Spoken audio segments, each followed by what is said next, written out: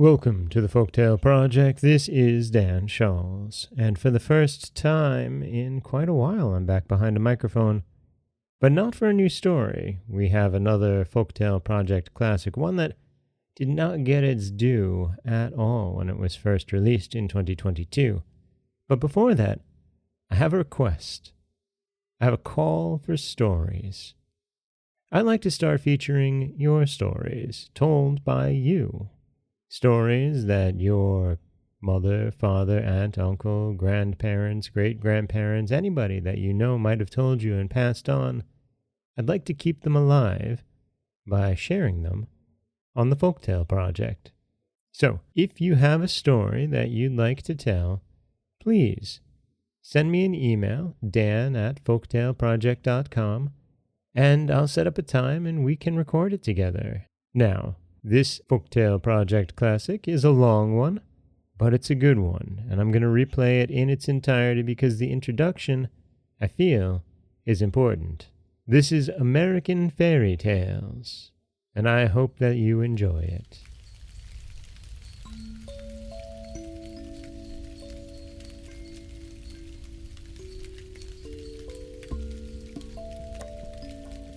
Welcome to the Folktale Project. This is Dan Shawls. And this week, we have another full book for you. This is American Fairytales by L. Frank Baum. The stories told here are really vignettes, and I will preface that some of them in particular are a bit outdated, slightly offensive, a little racist, but they do help to understand how these ideas and thoughts permeated throughout our culture for so long, especially in these stories. This is American Fairytales. No one intended to leave Martha alone that afternoon, but it happened that everyone was called away for one reason or another. Mrs. McFarland was attending the weekly card party held by the Women's Anti-Gambling League. Sister Nell's young man had called quite unexpectedly to take her for a long drive. Papa was at the office as usual. It was Mary Ann's day out. As for Emmeline, she certainly should have stayed in the house and looked after the little girl, but Emmeline had a restless nature. "Would you mind, miss, if I just crossed the alley to speak a word to Mrs. Carleton's girl?" she asked Martha. "Course not," replied the child. "You'd better lock the back door, though, and take the key, for I shall be upstairs." "Oh, I'll do that, of course, miss," said the delighted maid, and ran away to spend the afternoon with her friend, leaving Martha quite alone in the big house and locked in into the bargain. The little girl read a few pages in her new book, sewed a few stitches in her embroidery, and started to play visiting with her 4 favorite dolls. Then she remembered that in the attic was a doll's playhouse that hadn't been used for months, so she decided she would dust it and put it in order. Filled with this idea, the girl climbed the winding stairs to the big room under the roof. It was well lighted by 3 dormer windows and was warm and pleasant. Around the walls were rows of boxes and trunks, piles of old carpeting, pieces of damaged furniture, bundles of discarded clothing, and other odds and ends of more or less value. Every well-regulated house has an attic of this sort, so I need not describe it. The doll's house had been moved, but after a search Martha found it away over in a corner near the big chimney. She drew it out and noticed that behind it was a black wooden chest, which Uncle Walter had sent over from Italy years and years ago, before Martha was born, in fact. Mamma had told her about it one day, how there was no key to it because Uncle Walter wished it to remain unopened until he returned home, and how this wandering uncle, who was a mighty hunter, had gone into Africa to hunt elephants and had never been heard from afterwards. The little girl looked at the chest curiously, now that it had by accident attracted her attention. It was quite big, bigger even than Mamma's traveling trunk, and was studded all over with tarnished brass-headed nails. It was heavy, too, for when Martha tried to lift one end of it, she found she could not stir it a bit. But there was a place in the side of the cover for a key. She stooped to examine the lock and saw that it would take a rather big key to open it. Then, as you may suspect, the little girl longed to open Uncle Walter's big box and see what was in it. for we are all curious, and little girls are just as curious as the rest of us." "I don't believe Uncle Walter will ever come back," she thought. "Papa said once that some big elephant must have killed him. If I only had a key." She stopped and clapped her little hands together gaily as she remembered a big basket of keys on the shelf in the linen closet. They were of all sorts and sizes. Perhaps one of them would unlock the mysterious chest. She flew down the stairs, found the basket, and returned with it to the attic. Then she sat down before the brass-studded box and began trying one key after another in the curious old lock. Some were too large, but most were too small. One would go into the lock but would not turn. Another stuck so fast that she feared for a time that she would not be able to get it out again. But at last, when the basket was almost empty, an oddly shaped ancient brass key slipped easily into the lock. With a cry of joy, Martha turned the key with both hands. Then she heard a sharp click, and the next moment the heavy lid flew up of its own accord. The little girl leaned over the edge of the chest an instant, and the sight that met her eyes caused her to start back in amazement. Slowly and carefully, a man unpacked himself from the chest, stepped out upon the floor, stretched his limbs, and then took off his hat and bowed politely to the astonished child. He was tall and thin, and his face seemed badly tanned or sunburnt. Then another man emerged from the chest, yawning and rubbing his eyes like a sleepy schoolboy. He was of middle size, and his skin seemed as badly tanned as that of the first. While Martha stared open-mouthed at the remarkable sight, a third man crawled from the chest. He had the same complexion as his fellows, but was short and fat. All three were dressed in a curious manner. They wore short jackets of red velvet, braided with gold, and knee-breeches of sky-blue satin with silver buttons. Over their stockings were laced wide ribbons of red and yellow and blue, while their hats had broad brims with high peaked crowns from which fluttered yards of bright-colored ribbons. They had big gold rings in their ears, and rows of knives and pistols in their belts. Their eyes were black and glittering, and they wore long, fierce mustaches curling at the ends like a pig's tail. "My, but you are heavy!" exclaimed the fat one, when he had pulled down his velvet jacket and brushed the dust from his sky-blue breeches. "And you squeezed me all out of shape." "It was unavoidable, Luigi," responded the thin man lightly. "The lid of the chest pressed me down upon you, yet I tender you my regrets." "As for me," said the middle-sized man, carelessly rolling a cigarette and lighting it, "you must acknowledge that I have been your nearest friend for years, so do not be disagreeable." "You mustn't smoke in the attic," said Martha, recovering herself at the sight of the cigarette. "You might set the house on fire." The middle-sized man, who had not noticed her before, at this speech turned to the girl and bowed. "Since a lady requests it," he said, "I shall abandon my cigarette," and he threw it on the floor and extinguished it with his foot. "Who are you?" asked Martha, who until now had been too astonished to be frightened. "Permit us to introduce ourselves," said the thin man, flourishing his hat gracefully. "This is Luigi," the fat man nodded, "and this is Benny." The middle-sized man bowed. "And I am Victor. We are 3 bandits, Italian bandits." "Bandits?" cried Martha with a look of horror. "Exactly.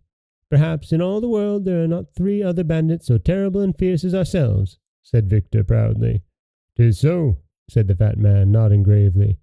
"But it's wicked," exclaimed Martha. "Yes, indeed," replied Victor. "We are extremely and tremendously wicked. Perhaps in all the world you could not find 3 men more wicked than those who stand before you now." "'Tis so," said the fat man, approvingly. "But you shouldn't be so wicked," said the girl. It's naughty." Victor cast down his eyes and blushed. "Naughty?" gasped Benny, with a horrified look. "'Tis a hard word," said Luigi sadly, and buried his face in his hands. "I little thought," murmured Victor, in a voice broken by emotion, "ever to be so reviled, and by a lady. Yet perhaps you spoke thoughtlessly. You must consider, miss, that our wickedness has an excuse. For how are we to be bandits, let me ask, unless we are wicked?" Martha was puzzled, and shook her head thoughtfully. Then she remembered something. "You can't remain bandits any longer," said she, "because you are now in America." "America?" cried the 3 together. "Certainly. You are on Prairie Avenue in Chicago. Uncle Walter sent you here from Italy in this chest." The bandits seemed greatly bewildered by this announcement. Luigi sat down on an old chair with a broken rocker and wiped his forehead with a yellow silk handkerchief. Benny and Victor fell back upon the chest and looked at her with pale faces and staring eyes. When he had recovered somewhat himself, Victor spoke. "Your Uncle Walter has greatly wronged us," he said reproachfully. "He has taken us from our beloved Italy, where bandits are highly respected, and brought us to a strange country where we shall not know whom to rob or how much to ask for ransom." "'Tis so," said the fat man, slapping his leg sharply. "And we had won such fine reputations in Italy," said Benny regretfully. Perhaps Uncle Walter wanted to reform you," suggested Martha. "Are there then no bandits in Chicago?" asked Victor. "Well," replied the girl, blushing in her turn, "we do not call them bandits." "Then what shall we do for a living?" inquired Benny despairingly. "A great deal can be done in a big American city," said the child. "My father is a lawyer," the bandit shuddered, "and my mother's cousin is a police inspector." "Ah," said Victor, "that is a good employment. The police need to be inspected, especially in Italy." "Everywhere," added Benny. "Then you could do other things," continued Martha encouragingly. "You could be motormen on trolley cars, or clerks in a department store. Some people even become aldermen to earn a living." The bandits shook their heads sadly. "We are not fitted for such work," said Victor. "Our business is to rob." Martha tried to think. "It is rather hard to get positions in the gas office," she said. "But you might become politicians." "No!" cried Benny with sudden fierceness. "We must not abandon our high calling. Bandits we have always been, and bandits we must remain." "'Tis so," agreed the fat man. "Even in Chicago there must be people to rob," remarked Victor with cheerfulness. Martha was distressed. "I think they've all been robbed," she objected. "Then we can rob the robbers, for we have experience and talent beyond the ordinary," said Benny. Oh dear, moaned the girl. "Why did Uncle Walter ever send you here in this chest?" The bandits became interested. "That is what we should like to know," declared Victor eagerly. "But no one will ever know, for Uncle Walter was lost while hunting elephants in Africa," she continued with conviction. "Then we must accept our fate and rob to the best of our ability," said Victor. "So long as we are faithful to our beloved profession, we need not be ashamed." "'Tis so," cried the fat man. "Brothers, we will begin now. Let us rob the house we are in." "Good!" shouted the others and sprang to their feet. Benji turned threateningly upon the child. "Remain here," he commanded. "If you stir one step, your blood will be on your own head." Then he added in a gentler voice, "Don't be afraid. That's the way all bandits talk to their captives. Of course, we wouldn't hurt a young lady under any circumstances." "Of course not." The fat man drew a big knife from his belt and flourished it about his head. "Sblood!" he ejaculated fiercely. "Spanners!" cried Benny in a terrible voice. "Confusion to our foes!" hissed Victor. And then the three bent themselves nearly double, and crept stealthily down the stairway with cocked pistols in their hands and glittering knives between their teeth, leaving Martha trembling with fear and too horrified to even cry for help. How long she remained in the attic alone, she never knew. But finally she heard the cat-like tread of the returning bandits and saw them coming up the stairs in single file. All bore heavy loads of plunder in their arms, and Luigi was balancing a mince pie on top of a pile of her mother's best evening dresses. Luigi came next with an armful of bric-a-brac, a brass candelabra, and the parlor clock. Benny had the family Bible, the basket of silverware from the sideboard, a copper kettle, and Papa's fur overcoat. "Oh, joy!" said Victor, putting down his load. "It is pleasant to rob once more." "Oh, ecstasy!" said Benny. But he let the kettle drop on his toe and immediately began dancing around in anguish while he muttered queer words in the Italian language. "We have much wealth," continued Victor, holding the mince pie while Luigi added his spoils to the heap. "And all from one house. This America must be a rich place." With a dagger he then cut himself a piece of the pie, and handed the remainder to his comrades, whereupon all three sat upon the floor and consumed the pie while Martha looked on sadly. "We should have a cave," remarked Benny, "for we must store our plunder in a safe space." "Can you tell us of a secret cave?" he asked Martha. "There's a mammoth cave," she answered, "but it's in Kentucky. You'll be obliged to ride on the cars a long time to get there." The three bandits looked thoughtful and munched their pie silently, but the next moment they were startled by the ringing of the electric doorbell, which was heard plainly even in the remote attic. "What's that?" demanded Victor in a hoarse voice as the three scrambled to their feet with drawn daggers. Martha ran to the window and saw it was only the postman, who had dropped a letter in the box and had gone away again, but the incident gave her an idea of how to get rid of the troublesome bandits, so she began wringing her hands as if in great distress and cried out, "It's the police!" The robbers looked at one another with genuine alarm, and Luigi asked tremblingly, "Are there many of them?" 112, exclaimed Martha after pretending to count them. "Then we are lost," declared Benny, "for we could never fight so many and live." "Are they armed?" inquired Victor, who was shivering as if cold. "Oh, yes," said she. "They have guns and swords and pistols and axes and— "And what?" demanded Luigi. "And cannons." The three wicked ones groaned aloud, and Benny said in a hollow voice, "I hope they will kill us quickly and not put us to the torture. I have been told these Americans are painted Indians who are bloodthirsty and terrible." "'Tis so," gasped the fat man with a shudder. Suddenly Martha turned from the window. "You're my friends, are you not?" she asked. "We are devoted," answered Victor. "We adore you," cried Benny. "We would die for you," added Luigi, thinking he was about to die anyway. "Then I will save you," said the girl. "How?" asked the three with one voice. "Get back into the chest," she said. "I will then close the lid so they will be unable to find you." They looked around the room in a dazed and irresolute way, but she exclaimed, "You must be quick, they will be soon here to arrest you." Then Luigi sprang into the chest and lay flat upon the bottom. Benny tumbled in next and packed himself in the backside. Victor followed, after pausing to kiss her hand to the girl in a graceful manner. Then Martha ran up to press down the lid, but she could not make it catch. "You must squeeze down," she said to them. Luigi groaned. "I'm doing my very best, miss," said Victor, who was nearest the top. "But although we fitted in very nicely before, the chest now seems rather small for us." "'Tis so," came the muffled voice of the fat man from the bottom. "I know what takes up the room," said Benji. "What?" inquired Victor, anxiously. "The pie," returned Benji. "'Tis so," came from the bottom, in faint accents.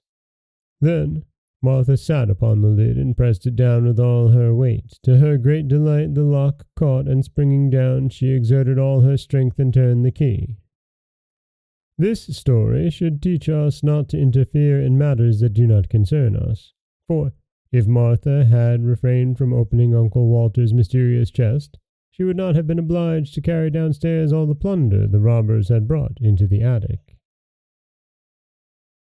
An accomplished wizard once lived on the top floor of a tenement house and passed his time in thoughtful study and studious thought.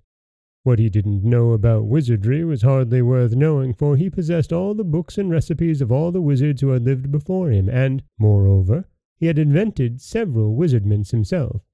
This admirable person would have been completely happy, but for the numerous interruptions to his studies caused by folks who came to consult him about their troubles in which he was not interested, and by the loud knocks of the iceman, the milkman, the baker's boy, the laundryman, and the peanut woman. He never dealt with any of these people, but they rapped at his door every day to see him about this or that, or to try to sell him their wares. Just when he was most deeply interested in his books or engaged in watching the bubbling of a cauldron, there would come a knock at his door. And, after sending the intruder away, he always found he had lost his train of thought or ruined his compound. At length these interruptions aroused his anger, and he decided he must have a dog to keep people away from his door. He didn't know where to find a dog, but in the next room lived a poor glass-blower with whom he had a slight acquaintance, so he went into the man's apartment and asked, "Where can I find a dog?" "What sort of dog?" inquired the glass-blower. "A good dog. One that will bark at people and drive them away. One that will be no trouble to keep and won't expect to be fed. One that has no fleas and is neat in his habits. One that will obey me when I speak to him. In short, a good dog," said the wizard. "Such a dog is hard to find," returned the glass-blower, who was busy making a blue glass flower-pot with a pink glass rose-bush in it, having green grass leaves and yellow grass roses. The wizard watched him thoughtfully. "Why cannot you blow me a dog out of glass?" he asked presently. "I can," declared the glass-blower, "but it would not bark at people, you know." "Oh, I'll fix that easily enough," replied the other. If I could not make a glass dog bark, I would be a mighty poor wizard." "Very well. If you can use a glass dog, I'll be pleased to blow one for you, only you must pay for my work." "Certainly," agreed the wizard, "but I have none of that horrid stuff you call money. You must take some of my wares in exchange." The glass blower considered the matter for a moment. "Could you give me something to cure my rheumatism?" he asked. "Oh, yes, easily." "Then it's a bargain. I'll start the dog at once. What color of glass shall I use?" "Pink is a pretty color," said the wizard. "And it's unusual for a dog, isn't it?" "Very," answered the glass blower. "But it shall be pink." So the wizard went back to his studies, and the glass blower began to make the dog. Next morning he entered the wizard's room, and the glass dog under his arm, and set it carefully upon the table. It was a beautiful pink in color, with a fine coat of spun glass, and about its neck was twisted a blue glass ribbon. Its eyes were specks of black glass that sparkled intelligently, as do many of the glass eyes worn by men. The wizard expressed himself pleased with the glass blower's skill, and at once handed him a small vial. "This will cure your rheumatism," he said. "But the vial is empty," protested the glass blower. "Oh, no, there is 1 drop of liquid in it," was the wizard's reply. "Will 1 drop cure my rheumatism?" inquired the glass blower in wonder. "Most certainly. That is a marvelous remedy. 1 drop contained in the vial will cure instantly any kind of disease ever known to humanity. Therefore it is especially good for rheumatism. But guard it well, for it is the only drop of its kind in the world, and I've forgotten the recipe." "Thank you," said the glass blower, and went back to his room. Then the wizard cast a wizzy spell and mumbled several very learned words in the wizardese language over the glass dog, whereupon the little animal first wagged its tail from side to side, then winked his left eye knowingly, and at last began barking in a most frightful manner. That is, when you stop to consider the noise came from a pink glass dog. There is something almost astonishing in the magic arts of wizards, unless, of course, you know how to do the things yourself, when you are not expected to be surprised at them. The wizard was as delighted as a schoolteacher at the success of the spell, although he was not astonished. Immediately he placed the dog outside his door, where it would bark at anyone who dared knock and so disturb the studies of its master. The glass blower, on returning to his room, decided not to use the 1 drop of wizard cure-all just then. "My rheumatism is better today," he reflected, "and I will be wise to save the medicine for a time when I am very ill, when it will be of more service to me." So he placed the vial in his cupboard and went to work blowing more roses out of glass. Presently he happened to think the medicine might not keep, so he started to ask the wizard about it. But when he reached the door, the glass dog barked so fiercely that he dared not knock, and returned in great haste to his own room. Indeed, the poor man was quite upset at so unfriendly a reception from the dog he had himself so carefully and skillfully made. The next morning, as he read his newspaper, he noticed an article stating that the beautiful Miss Midas, the richest young lady in town, was very ill, and the doctors had given up hope of her recovery. The glass blower, although miserably poor, hard-working, and homely of feature, was a man of ideas. He suddenly recollected his precious medicine, and determined to use it to better advantage than relieving of his own ills. He dressed himself in his best clothes, brushed his hair and combed his whiskers, washed his hands and tied his necktie, blackened his shoes and sponged his vest, and then put the vial of magic cure-all in his pocket. Next, he locked his door, went downstairs, and walked through the streets to the grand mansion where the wealthy Miss Midas resided. The butler opened the door and said, "No soap, no chromos, no vegetables, no hair oil, no books, no baking powder. My young lady is dying, and we're well supplied for the funeral." The glass blower was grieved at being taken for a peddler. "My friend," he began proudly, but the butler interrupted him, saying, "No tombstones either. There's a family graveyard and the monument's built." "The graveyard won't be needed if you'll permit me to speak," said the glass blower. "No doctors, sir. They've given up my young lady, and she's given up the doctors," continued the butler calmly. "I'm no doctor," returned the glass blower. "Nor are the others. But what is your errand?" "I called to cure your young lady by means of a magical compound." "Step in, please, and take a seat in the hall. I'll speak to the housekeeper," said the butler, more politely. So he spoke to the housekeeper, and the housekeeper mentioned the matter to the steward, and the steward consulted the chef, and the chef kissed the lady's maid and sent her to see the stranger. Thus are the very wealthy hedged around with ceremony, even when dying. When the lady's maid heard from the glass blower that he had a medicine that would cure her mistress, she said, I'm glad you came. But, said he, if I restore your mistress to health, she must marry me. I'll make inquiries and see if she's willing, answered the maid, and went at once to consult Miss Midas. The young lady did not hesitate an instant. I'd marry any old thing rather than die, she cried. Bring him here at once. So the glass blower came, poured the magic drop into a little water, gave it to the patient, and the next minute Miss Midas was as well as she had ever been in her life. Dear me, she exclaimed. I've an engagement at the Fritters' reception tonight. Bring my pearl-colored silk, Marie, and I will begin my toilet at once, and don't forget to cancel the order for the funeral flowers and your morning gown. But Miss Midas, remonstrated the glass blower, who stood by, you promised to marry me if I cured you. I know, said the young lady, but we must have time to make proper announcement in the society papers and have the wedding cards engraved. Call tomorrow and we'll talk it over. The glass blower had not impressed her favorably as a husband, and she was glad to find an excuse for getting rid of him for a time, and she did not want to miss the Fritters' reception. Yet the man went home filled with joy, for he thought his stratagem had succeeded, and he was about to marry a rich wife who would keep him in luxury forever afterward. The first thing he did on reaching his room was to smash his glass-blowing tools and throw them out the window. He then sat down to figure out ways of spending his wife's money. The following day he called upon Miss Midas, who was reading a novel and eating chocolate creams as happily as if she had never been ill in her life. Where did you get the magic compound that cured me? She asked. From a learned wizard, said he. And then, thinking it would interest her, he told how he had made the glass dog for the wizard and how it barked and kept everybody from bothering him.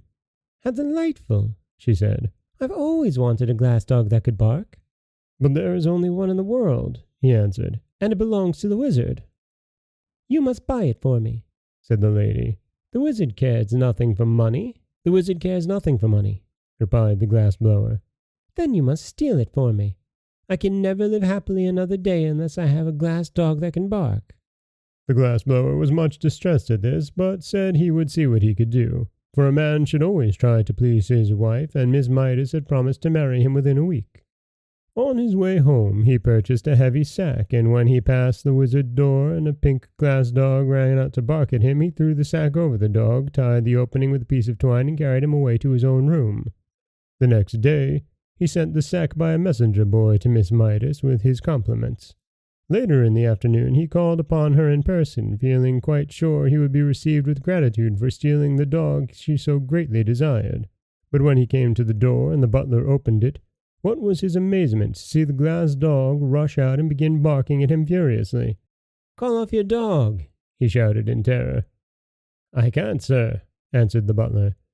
"My young lady has ordered the glass dog to bark whenever you call here. You'd better look out, sir," he added, "for if it bites you, you may have glassophobia."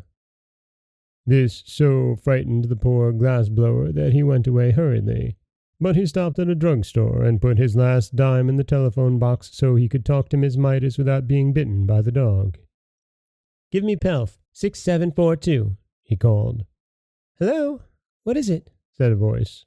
"I want to speak with Miss Midas," said the glass blower. Presently a sweet voice said, "This is Miss Midas. What is it?" "Why have you treated me so cruelly and set the glass dog on me?" asked the poor fellow. "Well, to tell the truth," said the lady, "I don't like your looks. Your cheeks are pale and baggy, your hair is coarse and long, your eyes are small and red, your hands are big and rough, and you are bow-legged." "But I can't help my looks," pleaded the glass blower, "and you really promised to marry me." "If you were better looking, I'd keep my promise," she returned. "But under the circumstances, you are no fit mate for me, and unless you keep away from my mansion, I shall set my glass dog on you." Then she dropped the phone and would have nothing more to say. The miserable glass blower went home with a heart bursting with disappointment and began tying a rope to the bedpost by which to hang himself. Someone knocked at the door, and upon opening it he saw the wizard. "I've lost my dog," he announced. "Have you indeed?" replied the glass blower, tying a knot in the rope. "Yes, someone has stolen him." "That's too bad," declared the glass blower indifferently. "You must make me another," said the wizard. "But I cannot. I've thrown away my tools." "Then what shall I do?" asked the wizard. I do not know, unless you offer a reward for the dog. But I have no money, said the wizard. Offer some of your compounds, then, suggested the glass blower, who was making a noose in the rope for his head to go through. The only thing I can spare, replied the wizard thoughtfully, is a beauty powder. What? Cried the glass blower, throwing down the rope. Have you really such a thing? Yes, indeed. Whoever takes the powder will become the most beautiful person in the world.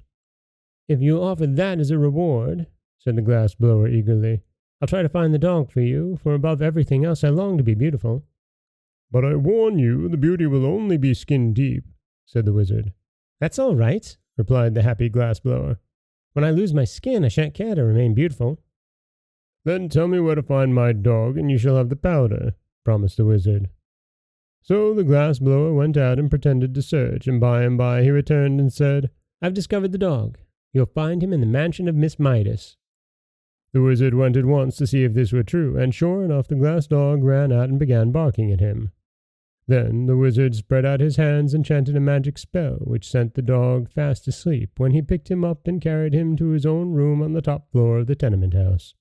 Afterward, he carried the beauty powder to the glass blower as a reward, and the fellow immediately swallowed it and became the most beautiful man in the world.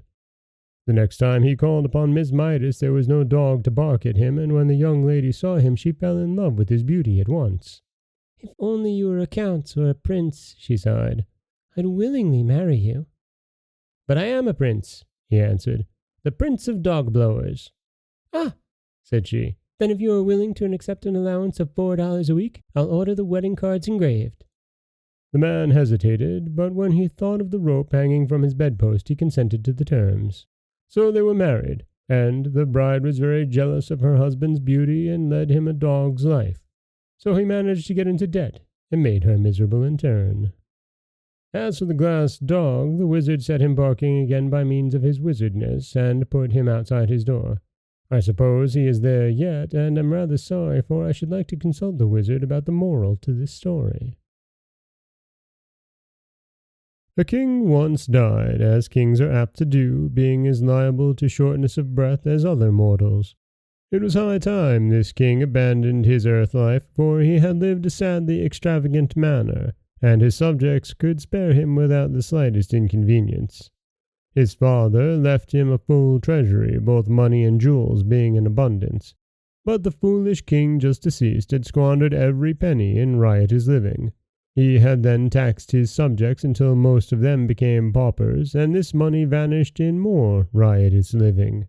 Next he sold all the grand old furniture in the palace, all the silver and gold plate and bric-a-brac, all the rich carpets and furnishings, and even his own kingly wardrobe, reserving only a soiled and moth-eaten ermine robe to fold over his threadbare raiment. And he spent the money in further riotous living. Don't ask me to explain what riotous living is. I only know from hearsay that it is an excellent way to get rid of money, and so this spendthrift king found it. He now picked all the magnificent jewels from his kingly crown and from the round ball on the top of his scepter, and sold them and spent the money. Riotous living, of course. But at last he was at the end of his resources. He couldn't sell the crown itself because no one but the king had the right to wear it. Neither could he sell the royal palace because only the king had the right to live there. So finally he found himself reduced to a bare palace, containing only a big mahogany bedstead that he slept in, a small stool on which he sat to pull off his shoes, and the moth-eaten ermine robe.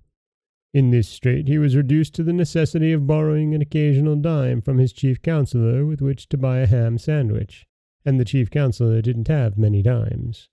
One who counseled his king so foolishly was likely to ruin his own prospects as well. So the king, having nothing more to live for, died suddenly, and left a 10-year-old son to inherit the dismantled kingdom, the moth-eaten robe, and the jewel-stripped crown. No one envied the child, who had scarcely been thought of until he became king himself. Then he was recognized as a personage of some importance, and the politicians and hangers-on, headed by the chief counselor of the kingdom, held a meeting to determine what could be done for him. These folk had helped the old king to live riotously while his money lasted, and now they were poor and too proud to work. So they tried to think of a plan that would bring more money into the little king's treasury, where it would be handy for them to help themselves. After the meeting was over, the chief counselor came to the young king who was playing peg-top in the courtyard and said, "Your Majesty, we have thought of a way to restore your kingdom to its former power and magnificence." "All right," replied his Majesty carelessly. "how will you do it?" "By marrying you to a lady of great wealth," replied the counselor. "Marrying me?" cried the king. "Why, I'm only 10 years old."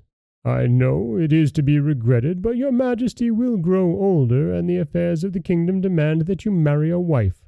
"Can't I marry a mother instead?" asked the poor little king who had lost his mother when a baby. "Certainly not," declared the counselor. "To marry a mother would be illegal. To marry a wife is right and proper." "Can't you marry her yourself?"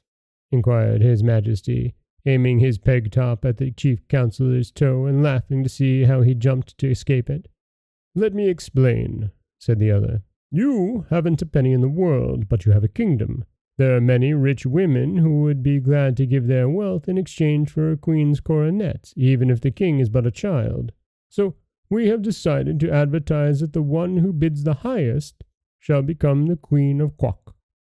"If I must marry at all," said the king after a moment's thought, "I prefer to marry Nanya, the armorer's daughter." "She is too poor," replied his counselor. "Her teeth are pearls, her eyes are amethysts, and her hair is gold," declared the little king. "True, your Majesty, but consider that your wife's wealth must be used. How would Nanya look after you pulled her teeth of pearls, plucked out her amethyst eyes, and shaved her golden head?" The boy shuddered. "Have your own way," he said despairingly. "Only let the lady be as dainty as possible and a good playfellow." "We shall do our best," returned the chief counselor, and went away to advertise throughout the neighboring kingdoms for a wife for the boy king of Quock. There were many applicants for the privilege of marrying the little king that it was decided to put him up at auction in order that the largest possible sum of money should be brought into the kingdom. So on the day appointed, the ladies gathered at the palace from all the surrounding kingdoms, from Bilkon, Mulgravia, Juncum, and even as far away as the Republic of Macvelt. The chief counselor came to the palace early in the morning and had the king's face washed and his hair combed, and then he padded the inside of the crown with old newspapers to make it small enough to fit his Majesty's head. It was a sorry-looking crown, having many big and little holes in it where the jewels had once been, and it had been neglected and knocked around until it was quite battered and tarnished. Yet, as the counselor said, it was the king's crown, and it was quite proper he should wear it on the solemn occasion of his auction. Like all boys, be they kings or paupers, his Majesty had torn and soiled his one suit of clothes, so that they were hardly presentable, and there was no money to buy new ones. Therefore the counselor wound the old ermine robe round the king and sat him upon the stool in the middle of the otherwise empty audience chamber. And around him stood all the courtiers and politicians and hangers-on of the kingdom, consisting of such people as were too proud or lazy to work for a living. There was a great number of them, you may be sure, and they made an imposing appearance. Then the doors of the audience chamber were thrown open, and the wealthy ladies who aspired of becoming Queen of Quock came trooping in. The king looked them over with much anxiety and decided they were each and all old enough to be his grandmother and ugly enough to scare away the crows from the royal cornfields, after which he lost interest in them. But the rich ladies never looked at the poor little king squatting upon his stool. They gathered at once about his chief counselor, who acted as auctioneer. "How much am I offered for the coronet of the Queen of Quock?" answered the counselor in a loud voice. "Where is the coronet?" inquired a fussy old lady who had just buried her 9th husband and was worth several millions. "There isn't any coronet at present," explained the chief counselor, "but whoever bids highest will have the right to wear one, and she can then buy it." "Oh," said the fussy old lady. "I see." Then she added, "I'll bid $14. $14,000, cried a sour-looking woman who was thin and tall and had wrinkles all over her skin, like a frosted apple, the king thought. The bidding became now fast and furious, and the poverty-stricken courtiers brightened up as the sum began to mount into the millions. "He'll bring us a very pretty fortune after all," whispered one to his comrade, "and then we shall have the pleasure of helping him spend it." The king began to be anxious. All the women who looked at all kind-hearted or pleasant had stopped bidding for lack of money, and the slender old dame with the wrinkles seemed determined to get the coronet at any price, and with it the boy husband. This ancient creature finally became so excited that her wig got crosswise of her head and her false teeth kept slipping out, which horrified the little king greatly, but she would not give up. At last, the chief counselor ended the auction by crying out, "Sold to Mary Ann Brodzinski de la Porcas for $3,900,624.16. And the sour-looking old woman paid the money in cash and on the spot, which proves this is a fairy story. The king was so disturbed at the thought that he must marry this hideous creature that he began to wail and weep. Whereupon the woman boxed his ears soundly, but the counsellor reproved her for punishing her future husband in public, saying, "You are not married yet. Wait until tomorrow after the wedding takes place, then you can abuse him as much as you wish. But at present, we prefer to have people think this is a love match." The poor king slept but little that night, so filled was he with terror of his future wife. Nor could he get the idea out of his head that he preferred to marry the armourer's daughter, who was about his own age. He tossed and tumbled around upon his hard bed until the moonlight came in at the window and lay like a great white sheet upon the bare floor. Finally, in turning over for the 100th time, his hand struck against a secret spring in the headboard of the big mahogany bedstead, and at once, with a sharp click, a panel flew open. The noise caused the king to look up, and seeing the open panel, he stood there upon tiptoe, and reaching within, drew out a folded paper. It had several leaves fastened together like a book, and upon the first page was written, "When the king is in trouble, this leaf he must double, and set it on fire to obtain his desire." This was not very good poetry, but when the king had spelled it out in the moonlight, he was filled with joy. "There's no doubt about my being in trouble," he exclaimed, "so I'll burn it at once and see what happens." He tore off the leaf and put the rest of the book in its secret hiding place. Then, folding the paper double, he placed it on top of his stool, lighted a match, and set fire to it. It made a horrid smudge for so small a paper, and the king sat on the edge of the bed and watched it eagerly. When the smoke cleared away, he was surprised to see, sitting upon the stool, a round little man who, with folded arms and crossed legs, sat calmly facing the king and smoking a black briar-wood pipe. "Well, here I am," said he. "So I see," replied the little king. "But how did you get here?" "Didn't you burn the paper?" demanded the round man by way of answer. "Yes, I did," acknowledged the king. "Then you are in trouble, and I have come to help you out of it. I'm the slave of the royal bedstead." "Oh," said the king, "I didn't know there was one."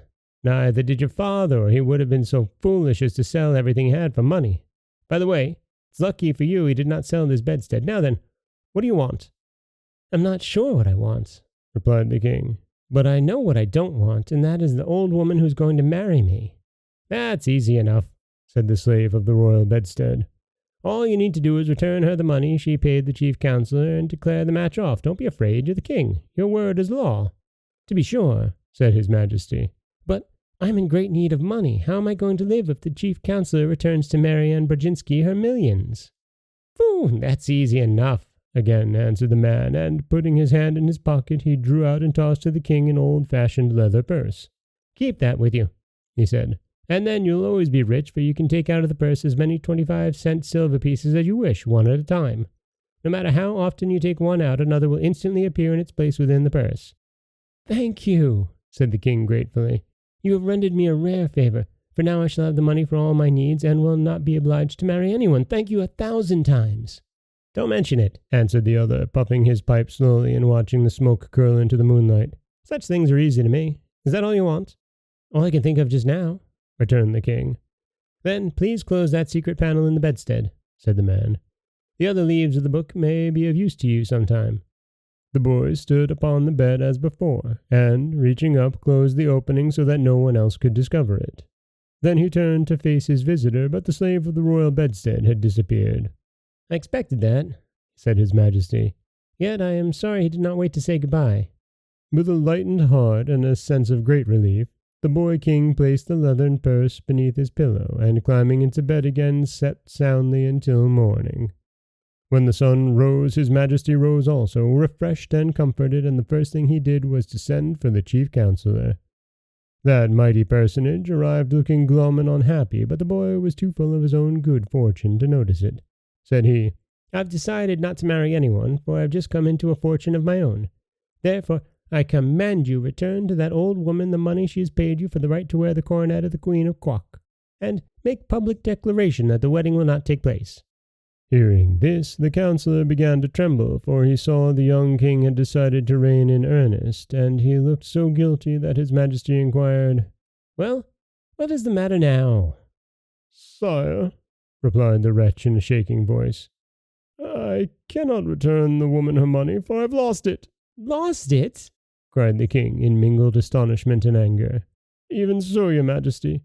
On my way home from the auction last night, I stopped at the drugstore to get some potash lozenges for my throat, which was dry and hoarse with so much loud talking, and your majesty will admit it was through my efforts the woman was induced to pay so great a price.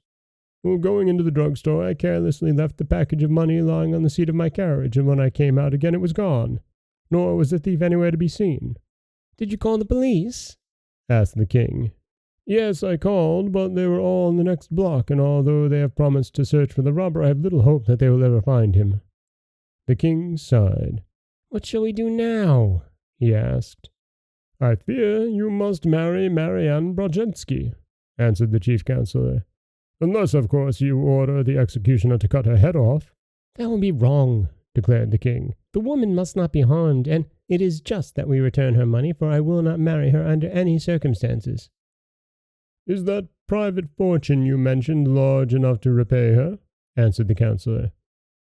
"Why, yes," said the king thoughtfully, "but it will take some time to do it, and that shall be your task. Call the woman here." The counselor went in search of Marianne, who, when she heard she was not to become a queen, but would receive her money back, flew into a violent passion and boxed the chief counselor's ears so viciously that they stung for nearly an hour. But she followed him into the king's audience chamber, where she demanded her money in a loud voice, claiming as well the interest due upon it overnight. "The counselor has lost your money," said the boy king, "but he shall pay you every penny out of my own private purse. I fear, however, you will be obliged to take it in small change." "That will not matter," she said, scowling upon the counselor as she longed to reach his ears again. "I don't care how small the change is, so long as I get every penny that belongs to me and the interest. Where is it?" "Here," answered the king, handing the counselor the leathern purse. "It is all in silver quarters, and they must be taken from the purse one at a time, but there will be plenty to pay your demands and to spare." So, there being no chairs, the counselor sat down upon the floor in one corner and began counting out the silver 25-cent pieces from the purse one by one. And the old woman sat upon the floor opposite him and took each piece of money from his hand. It was a large sum, $3,900,624.16, and it takes 4 times as many 25-cent pieces as it would dollars to make up the amount. The king left them sitting there and went to school, and often thereafter he came to the counselor and interrupted him long enough to get from the purse what money he needed to reign in a proper and dignified manner. This somewhat delayed the counting, but as it was a long job anyway, that did not matter much.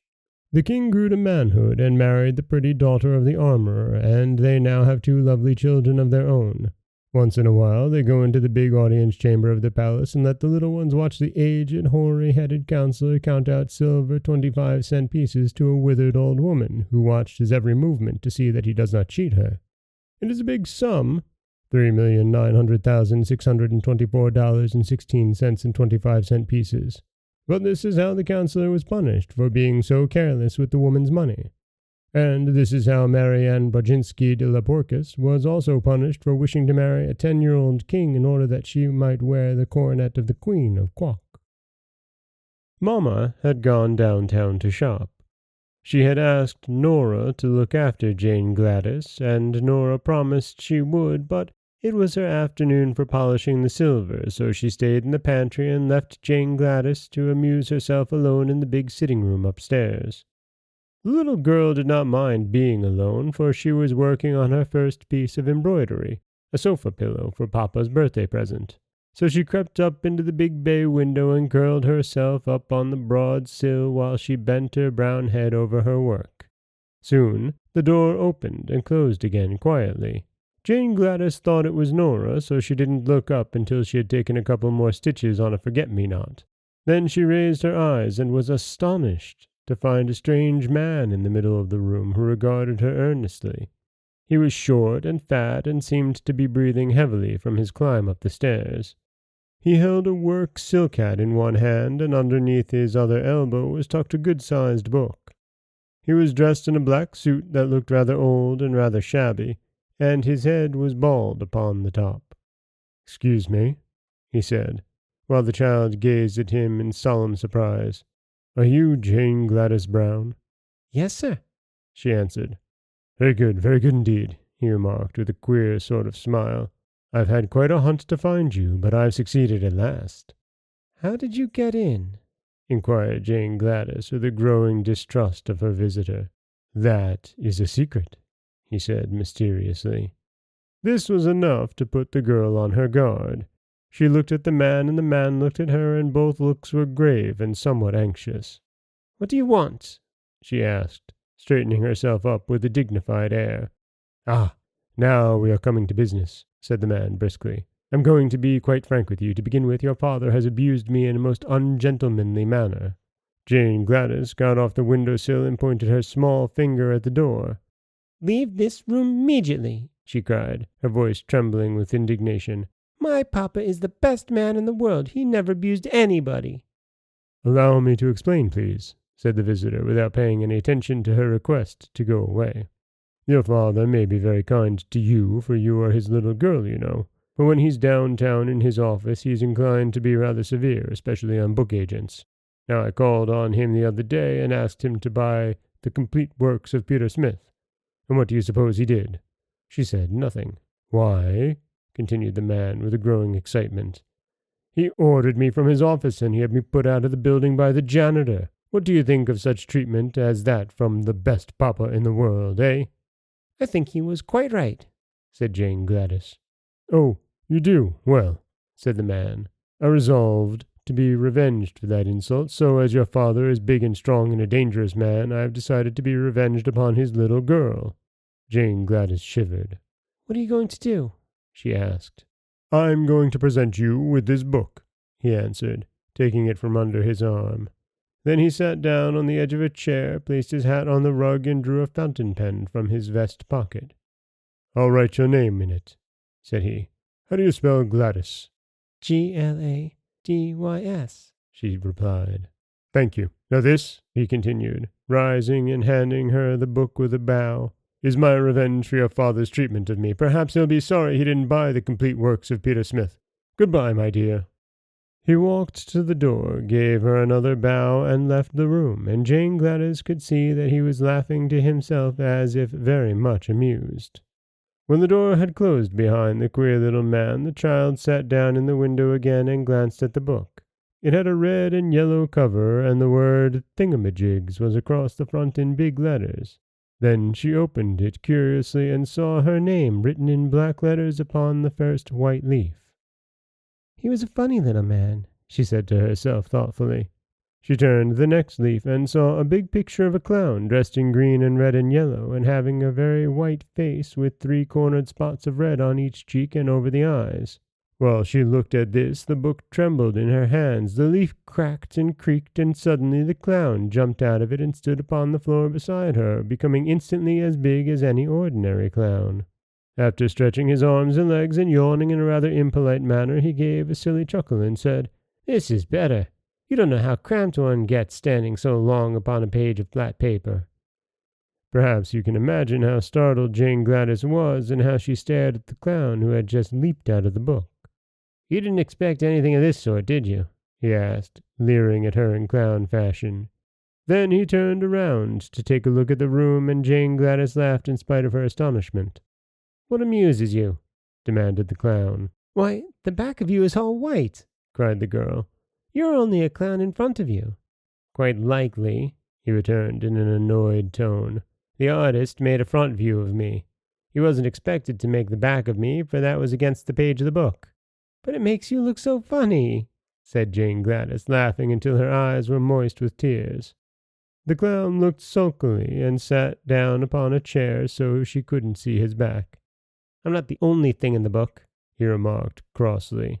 This reminded her to turn another page, and she had scarcely noted that it contained the picture of a monkey when the animal sprang from the book with a great crumpling of paper and landed upon the window-seat beside her. Hee hee hee hee hee, chattered the creature, springing to the girl's shoulder and then to the center table. This is great fun. Now I can be a real monkey instead of a picture one. Real monkeys can't talk, said Jane Gladys reprovingly. How do you know? Have you ever seen one yourself? Inquired the monkey. Then he laughed loudly, and the clown laughed too, as if he quite enjoyed the remark.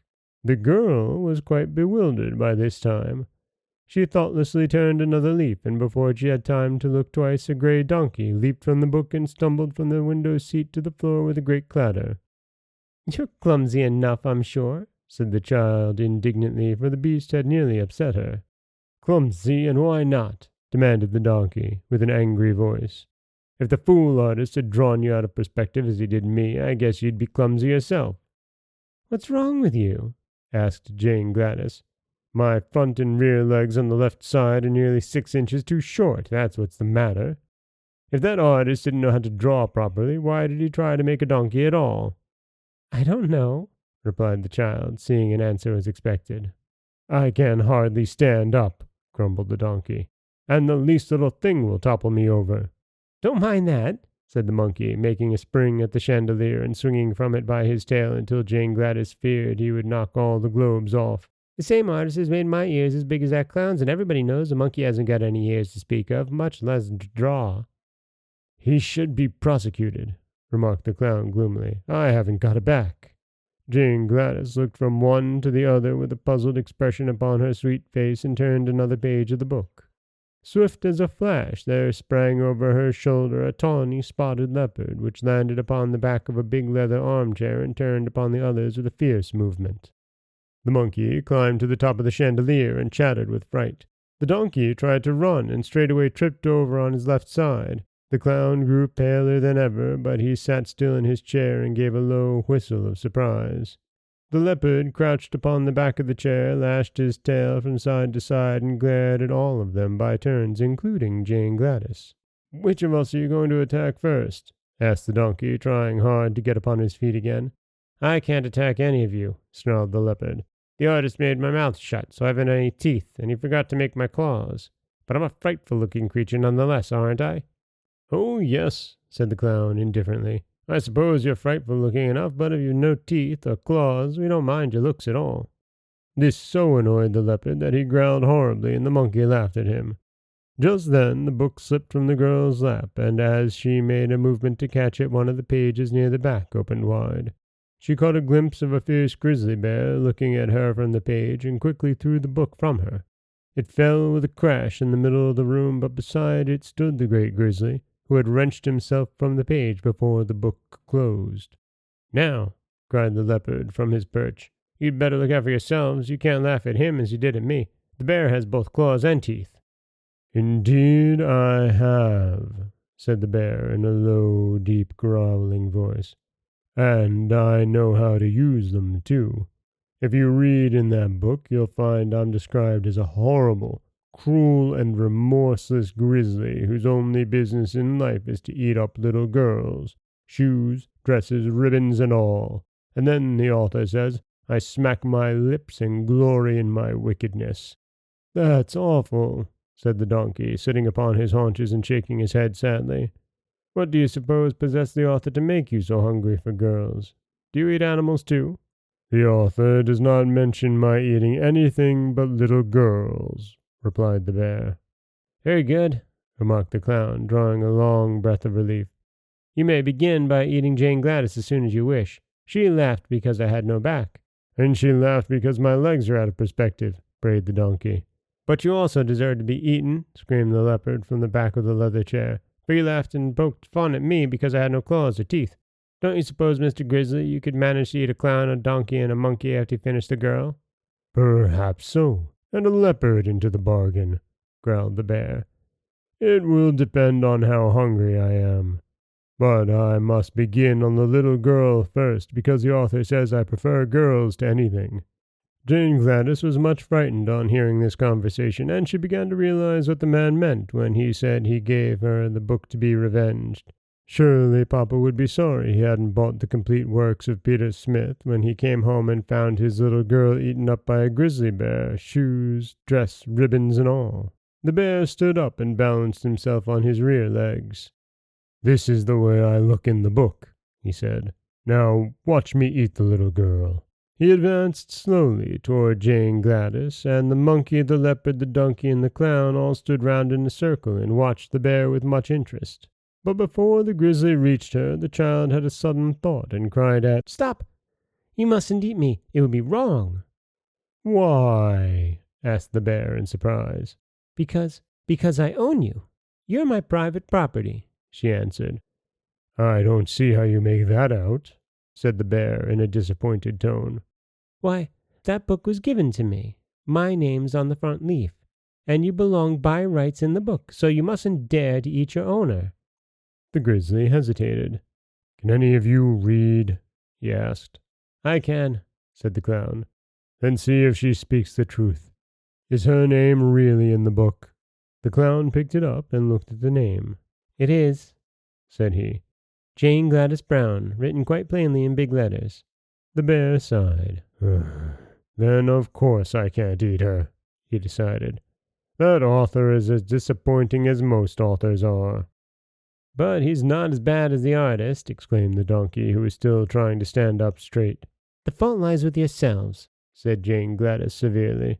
"Why didn't you stay in the book where you were put?" The animals looked at each other in a foolish way, and the clown blushed under his white paint. "Really?" began the bear, and then he stopped short. The doorbell rang loudly. "It's Mama!" cried Jane Gladys, springing to her feet. "She's come home at last. Now, you stupid creatures—" But she was interrupted by them all making a rush for the book. There was a swish and a whir and a rustling of leaves, and an instant later the book lay upon the floor looking just like any other book, while Jane Gladys's strange companions had all disappeared. This story should teach us to think quickly and clearly upon all occasions, for had Jane Gladys not remembered that she owned the bear, he probably would have eaten her before the bell rang. One time a Nook became tired of his beautiful life and longed for something new to do. The Nooks have more wonderful powers than any other immortal folk, except, perhaps, the fairies and Ryls. So one would suppose that a Nook who might gain anything he desired by a simple wish could not be otherwise than happy and contented. But such was not the case with Popopo, the Nook we are speaking of. He had lived thousands of years and had enjoyed all the wonders he could think of, yet life had become as tedious to him now as it might be to one who was unable to gratify a single wish. Finally, by chance, Popopo thought of the earth people who dwell in cities, and so he resolved to visit them and see how they lived. This would surely be fine amusement, and serve to pass away many wearisome hours. Therefore, one morning, after a breakfast so dainty that you could scarcely imagine it, Popopo set out for the earth and at once was in the midst of a big city. His own dwelling was so quiet and peaceful that the roaring noise of the town startled him. His nerves were so shocked that before he had looked around 3 minutes he decided to give up the adventure and instantly returned home. This satisfied for a time his desire to visit the earth cities, but soon the monotony of his existence again made him restless, and gave him another thought. At night the people slept, and the cities would be quiet. He would visit them at night. So at the proper time Popopo transported himself in a jiffy to a great city, where he began wandering about the streets. Everyone was in bed. No wagons rattled along the pavements, no throngs of busy men shouted and hallooed. Even the policemen slumbered slyly, and there happened to be no prowling thieves abroad. His nerves being soothed by the stillness, Popopo began to enjoy himself. He entered many of the houses and examined their rooms with much curiosity. Locks and bolts made no difference to a Nook, and he saw as well in darkness as in daylight. After a time he strolled into the business portion of the city. Stores are unknown among the immortals, who have no need of money or barter in exchange, so Popopo was greatly interested by the novel sight of so many collections of goods and merchandise. During his wanderings, he entered a millinery shop, and was surprised to see within a large glass case a great number of women's hats, each bearing in one position or another a stuffed bird. Indeed, some of the most elaborate hats had 2 or 3 birds upon them. Now, Knooks are the especial guardians of birds and love them dearly. To see so many of his little friends shut up in a glass case annoyed and grieved Popopo, who had no idea they had purposely been placed upon the hats by the milliner. So he slid back one of the doors of the case, gave the little chirping whistle of the Knooks that all birds know well, and called, "Come on, friends! The door is open, fly out!" Popopo did not know the birds were stuffed, but, stuffed or not, every bird is bound to obey a Knook's whistle and a Knook's call. So they left the hats, flew out of the case, and began fluttering about the room. "Poor dears," said the kind-hearted Knook. "You long to be in the fields and forests again." Then he opened the outer door for them and cried, "Off with you! Fly away, my beauties, and be happy again." The astonished birds at once obeyed, and when they had soared away into the night air, the Knook closed the door and continued his wandering through the streets. By dawn he had seen many sights, but day broke before he had finished the city, and he resolved to come the next evening a few hours earlier. As soon as it was dark the following day, he came again to the city, and on passing the millinery shop he noticed a light within. Entering, he found 2 women, one of whom leaned her head upon the table and sobbed bitterly, while the other strove to comfort her. Of course, Popopo was invisible to mortal eyes, so he stood by and listened to their conversation. "Cheer up, sister," said one. "Even though your pretty birds have all been stolen, the hats themselves remain." "Alas," cried the other, who was the milliner, "no one will buy my hats partly trimmed, for the fashion is to wear birds upon them, and if I cannot sell my goods I shall be utterly ruined." Then she renewed her sobbing, and the Knook stole away, feeling a little ashamed to realize that in his love for the birds he had unconsciously wronged one of the earth people and made her unhappy. This thought brought him back to the millinery shop later in the night, when the 2 women had gone home. He wanted in some way to replace the birds upon the hats, that the poor woman might be happy again. So he searched until he came upon a nearby cellar full of little grey mice who lived quite undisturbed and gained a livelihood by gnawing through the walls into neighboring houses and stealing food from the pantries. "Here are just the creatures," thought Popopo, "to place upon the women's hats. Their fur is almost as soft as the plumage of the birds, and it strikes me the mice are remarkably pretty and graceful animals. Moreover, they now pass their lives in stealing, and were obliged to remain always upon women's hats, their morals would be much improved." So he exercised a charm that drew all the mice from the cellar and placed them upon the hats in the glass case, where they occupied the places the birds had vacated, and looked very becoming, at least in the eyes of the unworldly Knook. To prevent their running about and leaving the hats, Popopo rendered them motionless, and then he was so pleased with his work that he decided to remain in the shop and witness the delight of the milliner when she saw how daintily her hats were now trimmed. She came in early morning, accompanied by her sister, and her face wore a sad and resigned expression. After sweeping and dusting the shop and drawing the blinds, she opened the glass case and took out a hat. But when she saw a tiny grey mouse nestling among the ribbons and laces, she gave a loud shriek, and, dropping the hat, sprang with one bound to the top of the table. The sister, knowing the shriek to be one of fear, leaped on a chair and exclaimed, "What is it? Oh, what is it? A mouse!" gasped the milliner, trembling with terror. Popopo, seeing this commotion, now realized that mice are especially disagreeable to human beings, and that he had made a grave mistake in placing them upon the hats. So he gave a low whistle of command that was heard only by the mice. Instantly, they all jumped from the hats, dashed out the open door of the glass case, and scampered away to their cellar. But this action so frightened the milliner and her sister that after giving several loud screams, they fell upon their backs on the floor and fainted away. Popopo was a kind-hearted Knook, but on witnessing all this misery caused by his own ignorance of the ways of humans, he straightway wished himself at home, so left the poor women to recover as best they could. Yet he could not escape a sad feeling of responsibility, and after thinking upon the matter, he decided that since he had caused the milliner's unhappiness by freeing the birds, he could set the matter right by restoring them to the glass case. He loved the birds and disliked to condemn them to slavery again, but That seemed the only way to end the trouble. So he set off to find the birds. They had flown a long distance, but it was nothing to Popopo to reach them in a second, and he discovered them sitting upon the branches of a big chestnut tree and singing gaily. When they saw the Nook, the birds cried, "Thank you, Popopo! Thank you for setting us free!" "Do not thank me," returned the Nook, "for I have come to send you back to the millinery shop."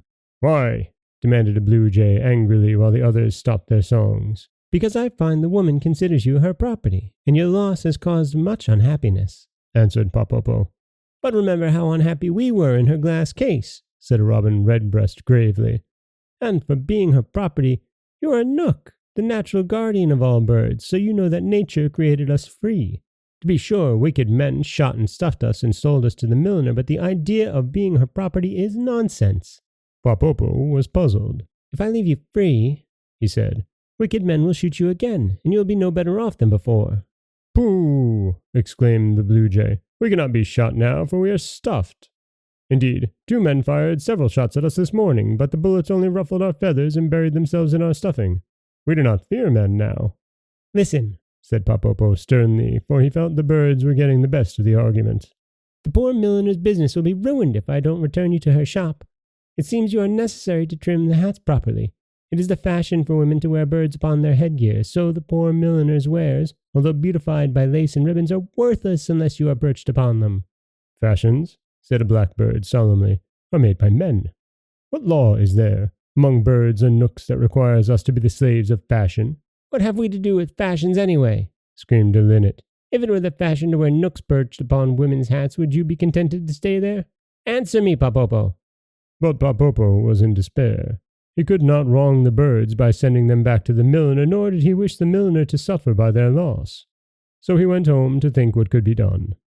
After much meditation, he decided to consult the king of the Nooks, and going at once to his majesty, he told him the whole story. The king frowned. "This should teach you the folly of interfering with earth people," he said. "But since you have caused all this trouble, it is your duty to remedy it. Our birds cannot be enslaved, that is certain. Therefore, you must have the fashions changed, so it will no longer be stylish for women to wear birds upon their hats." "How shall I do that?" asked Popopo. "Easily enough. Fashions often change among the earth people who tire quickly of any one thing. When they read in their newspapers and magazines that the style is so-and-so, they never question the matter, but at once obey the mandate of fashion. So you must visit the newspapers and magazines and enchant the types." "Enchant the types?" echoed Popopo in wonder. "Just so. Make them read that it is no longer the fashion to wear birds upon hats. That will afford relief to your poor milliner, and at the same time set free thousands of our darling birds who have been so cruelly used." Popopo thanked the wise king and followed his advice. The office of every newspaper and magazine in the city was visited by the Nook, and then he went to other cities until there was not a publication in the land that had not had a new fashion note in its pages. Sometimes Popopo enchanted the types so that whoever read the print would see only what the Nook wished them to. Sometimes he called upon the busy editors and befuddled their brains until they wrote exactly what he wanted them to. Mortals seldom know how greatly they are influenced by fairies, Nooks, and Ryls, who often put thoughts into their heads that only the wise little immortals could have conceived. The following morning, when the poor milliner looked over her newspaper, she was overjoyed to read that no woman could now wear a bird upon her hat and be in style, for the newest fashion required only ribbons and laces. Popopo, after this, found much enjoyment in visiting every millinery shop he could and giving new life to the stuffed birds which were carelessly tossed aside as useless, and they flew to the fields and forests with songs of thanks to the good Nook who had rescued them. Sometimes a hunter fires his gun at a bird and then wonders why he did not hit it. But having read this story, you will understand that the bird must have been a stuffed one from some millinery shop, which cannot, of course, be killed by a gun. On one of the upper branches of the Congo River lived an ancient and aristocratic family of hippopotamuses, which boasted a pedigree dating back beyond the days of Noah, beyond the existence of mankind, far into the dim ages when the world was new.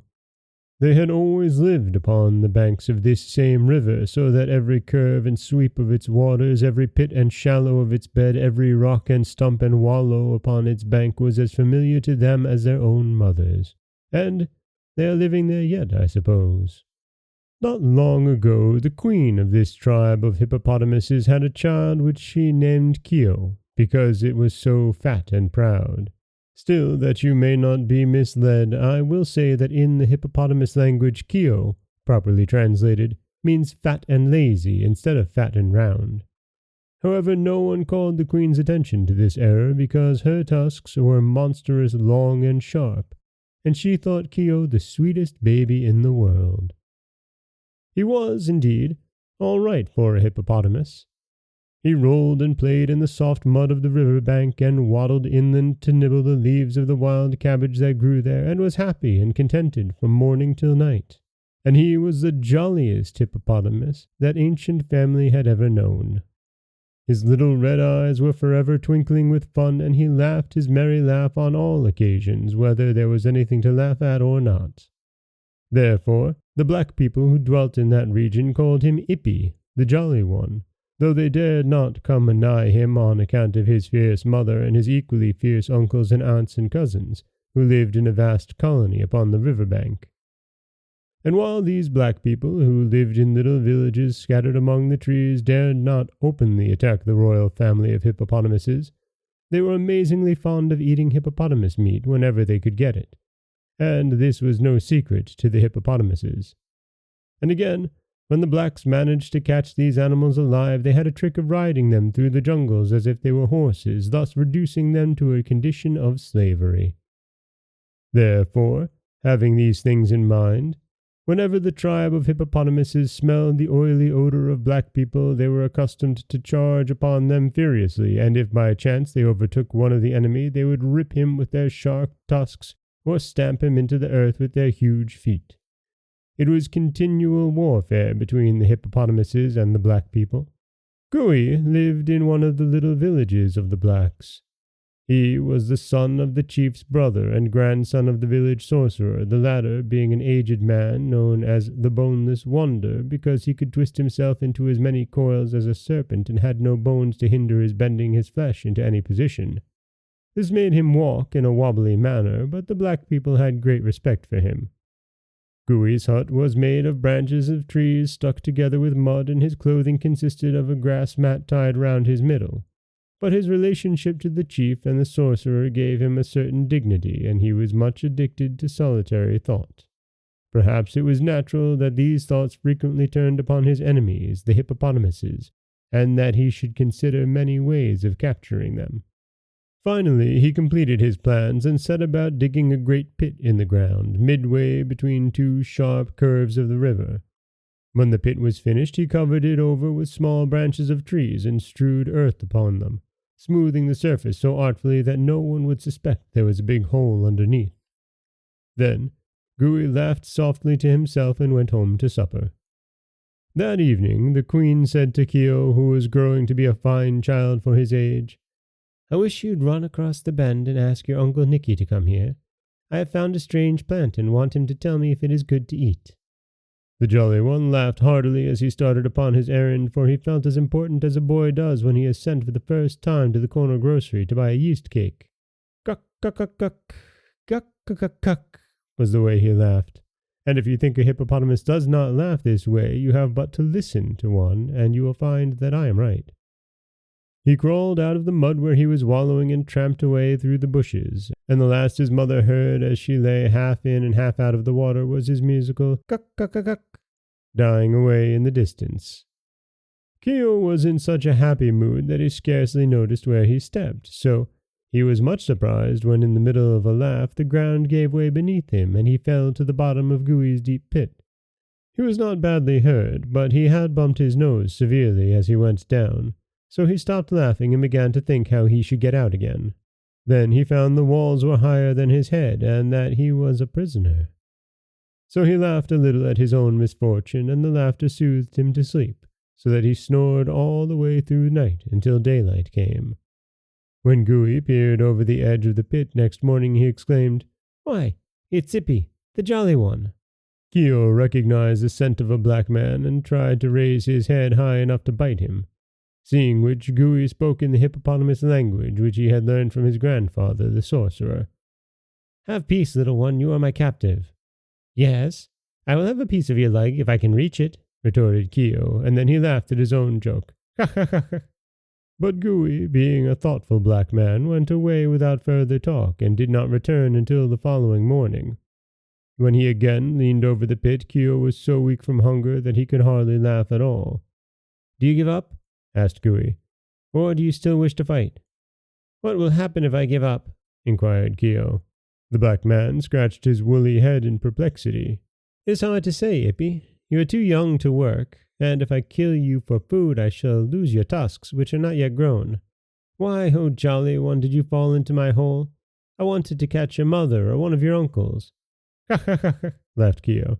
You must let me go after all, black man, for I am of no use to you. That I will not do, declared Gooey, unless, he added, as an afterthought, you will make a bargain with me. Let me hear about the bargain, black one, for I am hungry, said Keo. I will let you go if you swear by the tusks of your grandfather that you will return to me in a year and a day and become my prisoner again. The youthful hippopotamus paused to think, for he knew it was a solemn thing to swear by the tusks of his grandfather, but he was exceedingly hungry, and a year and a day seemed a long time off, so he said, with another careless laugh, Very well. If you let me go, I swear by the tusks of my grandfather to return to you in a year and a day and become your prisoner. Gooey was much pleased, for he knew that in a year and a day Keo would be almost full grown. So he began digging away one end of the pit and filling it up with the earth until he had made an incline which would allow the hippopotamus to climb out. Keo was so pleased when he found himself upon the surface of the earth again that he indulged in a fit of merry laughter, after which he said, Goodbye, Gooey. In a year and a day you will see me again. Then he waddled away toward the river to see his mother and get his breakfast, and Gooey returned to his village. During the months that followed, as the black man lay in his hut or hunted in the forest, he heard at times the faraway ha-ha-ha of the laughing hippopotamus. But he only smiled to himself and thought, A year and a day will soon pass away. Now, when Keo returned to his mother, safe and well, every member of his tribe was filled with joy, for the Jolly One was a general favorite. But when he told them that in a year and a day he must go again and become the slave of the black man, they began to wail and weep, and so many were their tears that the river rose several inches. Of course, Keo only laughed at their sorrow, but a great meeting of the tribe was called, and the matter discussed seriously. Having sworn by the tusks of his grandfather, said Uncle Nicky, he must keep his promise, but it is our duty to try in some way to rescue him from death or a life of slavery. To this they all agreed, but no one could think of any method of saving Keo from his fate. So months passed away, during which all the royal hippopotamuses were sad and gloomy, except the Jolly One himself. Finally, about a week of freedom remained to Keo, and his mother, the queen, became so nervous and worried that another meeting of the tribe was called.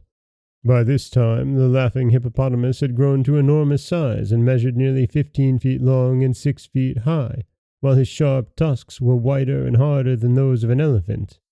Unless something is done to save my child, said the mother, I shall die of grief. Then some of her relations began to make foolish suggestions, but presently Uncle Nep, a wise and very big hippopotamus, said, We must go to Glinkomok and implore his aid. Then all were silent, for it was a bold thing to face the mighty Glinkomok. But the mother's love was equal to any heroism. I will go myself to him, if Uncle Nep will accompany me, she said quickly. Uncle Nep thoughtfully patted the soft mud with his forefoot and wagged his short tail leisurely from side to side. We have always been obedient to Glinkomok and shown him great respect, said he. Therefore I fear no danger in facing him. I will go with you. All the others snorted approval, being very glad they were not called upon to go themselves. So the queen and Uncle Nep, with Keo swimming between them, set out upon their journey.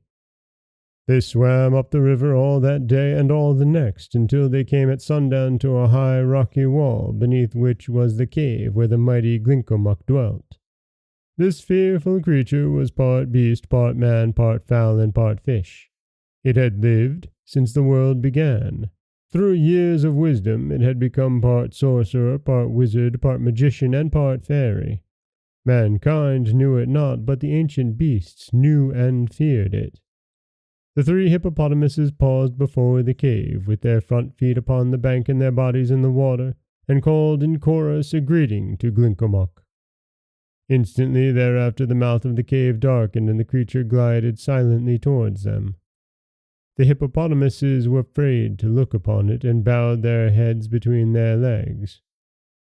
"We come, O Glinkomok, to implore your mercy and friendly assistance," began Uncle Nep, and then he told the story of Keogh's capture and how he had promised to return to the black man. "He must keep his promise," said the creature in a voice that sounded like a sigh.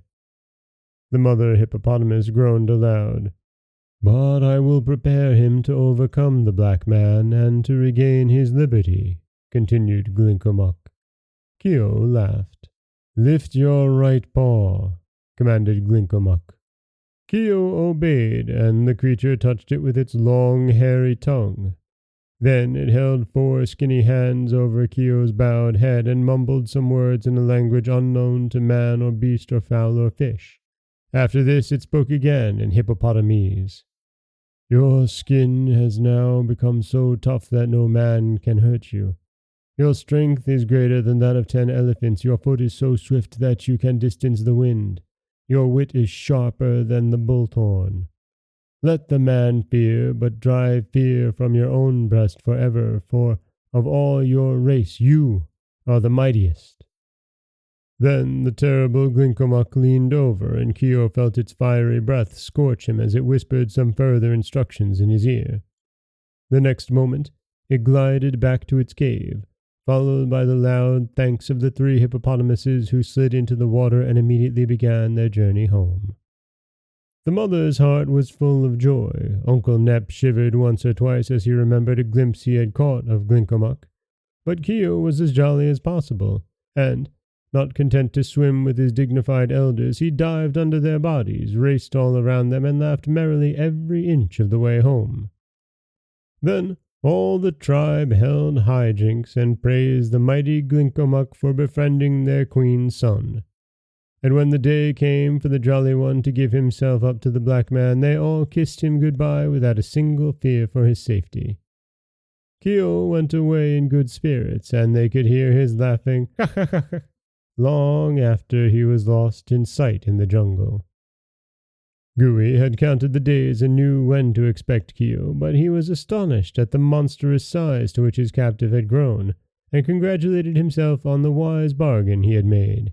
Keogh was so fat that Gooey determined to eat him, that is, all of him he possibly could, and the remainder of his carcass he would trade off to his fellow villagers. So he took a knife and tried to stick it into the hippopotamus, but the skin was so tough the knife was blunted against it. Then he tried other means, but Keogh remained unhurt. And now indeed the Jolly One laughed his most gleeful laugh, till all the forest echoed the ha-ha-ha-ha-ha-ha, and Gooey decided not to kill him, since that was impossible, but to use him for a beast of burden. He mounted upon Keogh's back and commanded him to march, so Keogh trotted briskly through the village, his little eyes twinkling with merriment.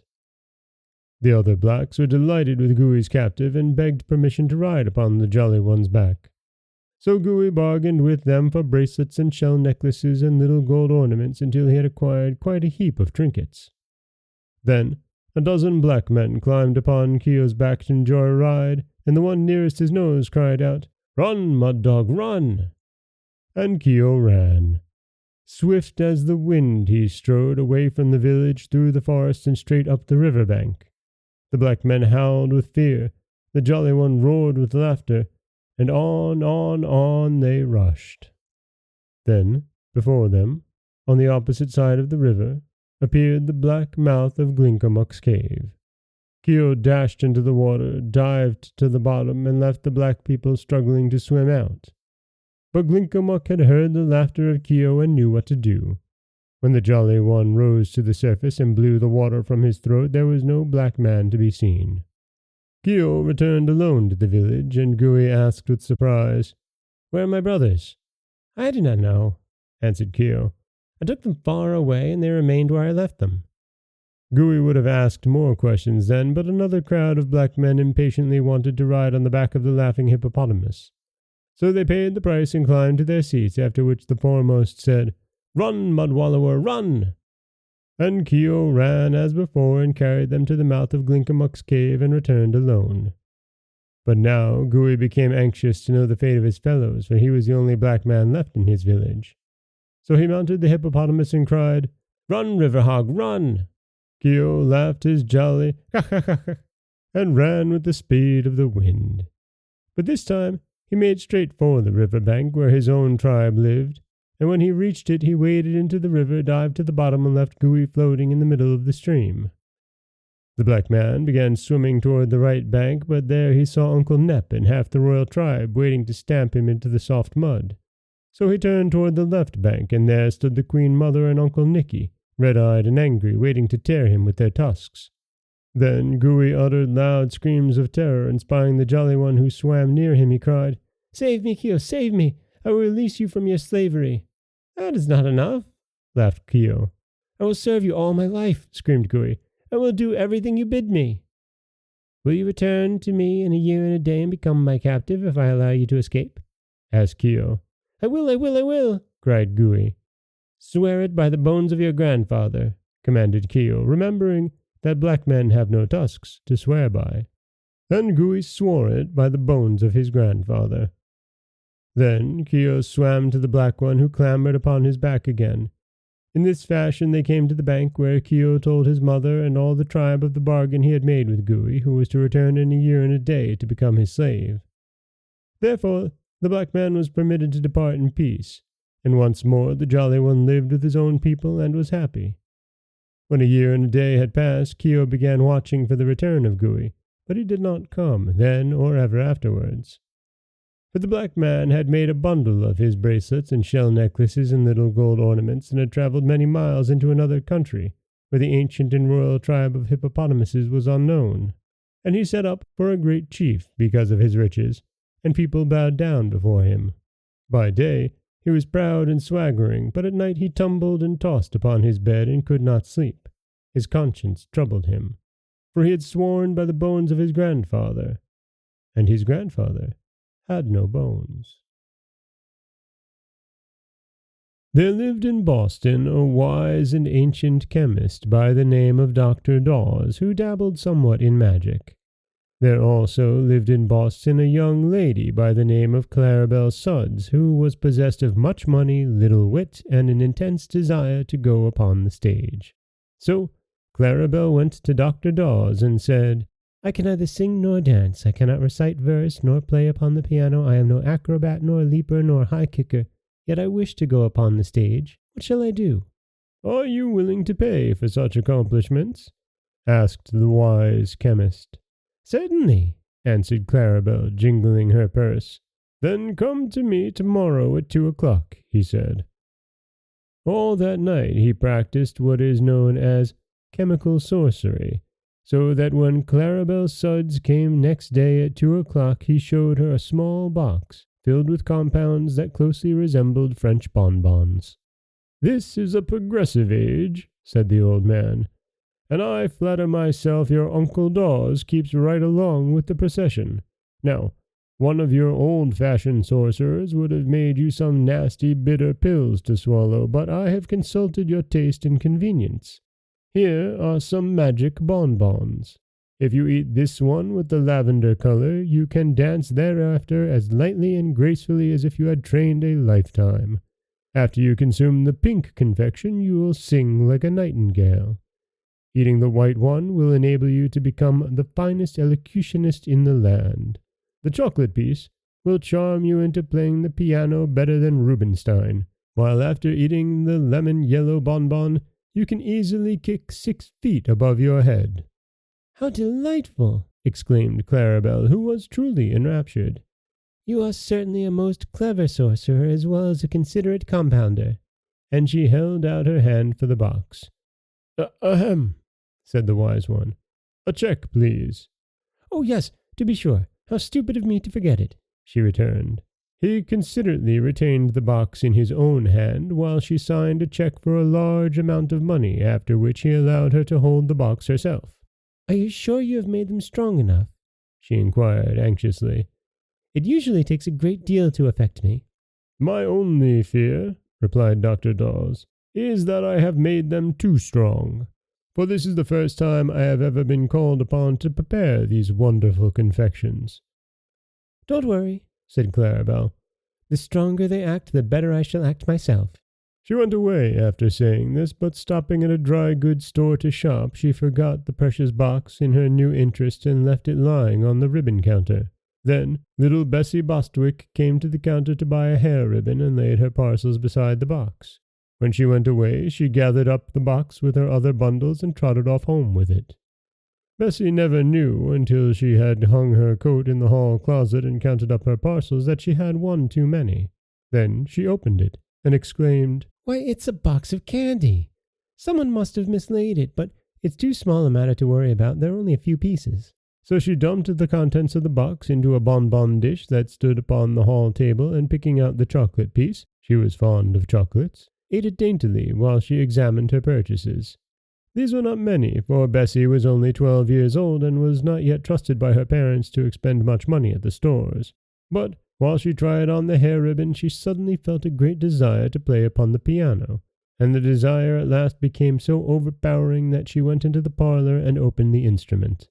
The little girl had, with infinite pains, contrived to learn 2 pieces, which she usually executed with a jerky movement of her right hand, and a left hand that forgot to keep up, and so made dreadful discords. But, under the influence of the chocolate bonbon, she sat down and ran her fingers lightly over the keys, producing such exquisite harmony that she was filled with amazement at her own performance. That was the prelude, however. The next moment she dashed into Beethoven's 7th Sonata and played it magnificently. Her mother, hearing the unusual burst of melody, came downstairs to see what musical guest had arrived, but when she discovered it was her own little daughter who was playing so divinely, she had an attack of palpitation of the heart to which she was subject, and sat down upon a sofa until it should pass away. Meanwhile, Bessie played one piece after another with untiring energy. She loved music, and now found that all she needed to do was sit at the piano and listen and watch her hands twinkle over the keyboard. Twilight deepened in the room, and Bessie's father came home and hung up his hat and overcoat and placed his umbrella in the rack. Then he peeped into the parlor to see who was playing. "Great Caesar!" he exclaimed. But the mother came to him softly, with her finger on her lips, and whispered, "Don't interrupt her, John. Our child seems to be in a trance. Did you ever hear such superb music?" "Why, she's an infant prodigy!" gasped the astounded father. "Beats Blind Tom all hollow. It's wonderful." As they stood listening, the senator arrived, having been invited to dine with them that evening, and before he had taken off his coat, the Yale professor, a man of deep learning and scholarly attainments, joined the party. Bessie played on, and the 4 elders stood in a huddled but silent and amazed group, listening to the music and waiting for the sound of the dinner gong. Mr. Bostwick, who was hungry, picked up the bonbon dish that lay on the table beside him and ate the pink confection. The professor was watching him, so Mr. Bostwick courteously held the dish toward him. The professor ate the lemon-yellow piece, and the senator reached out his hand and took the lavender piece.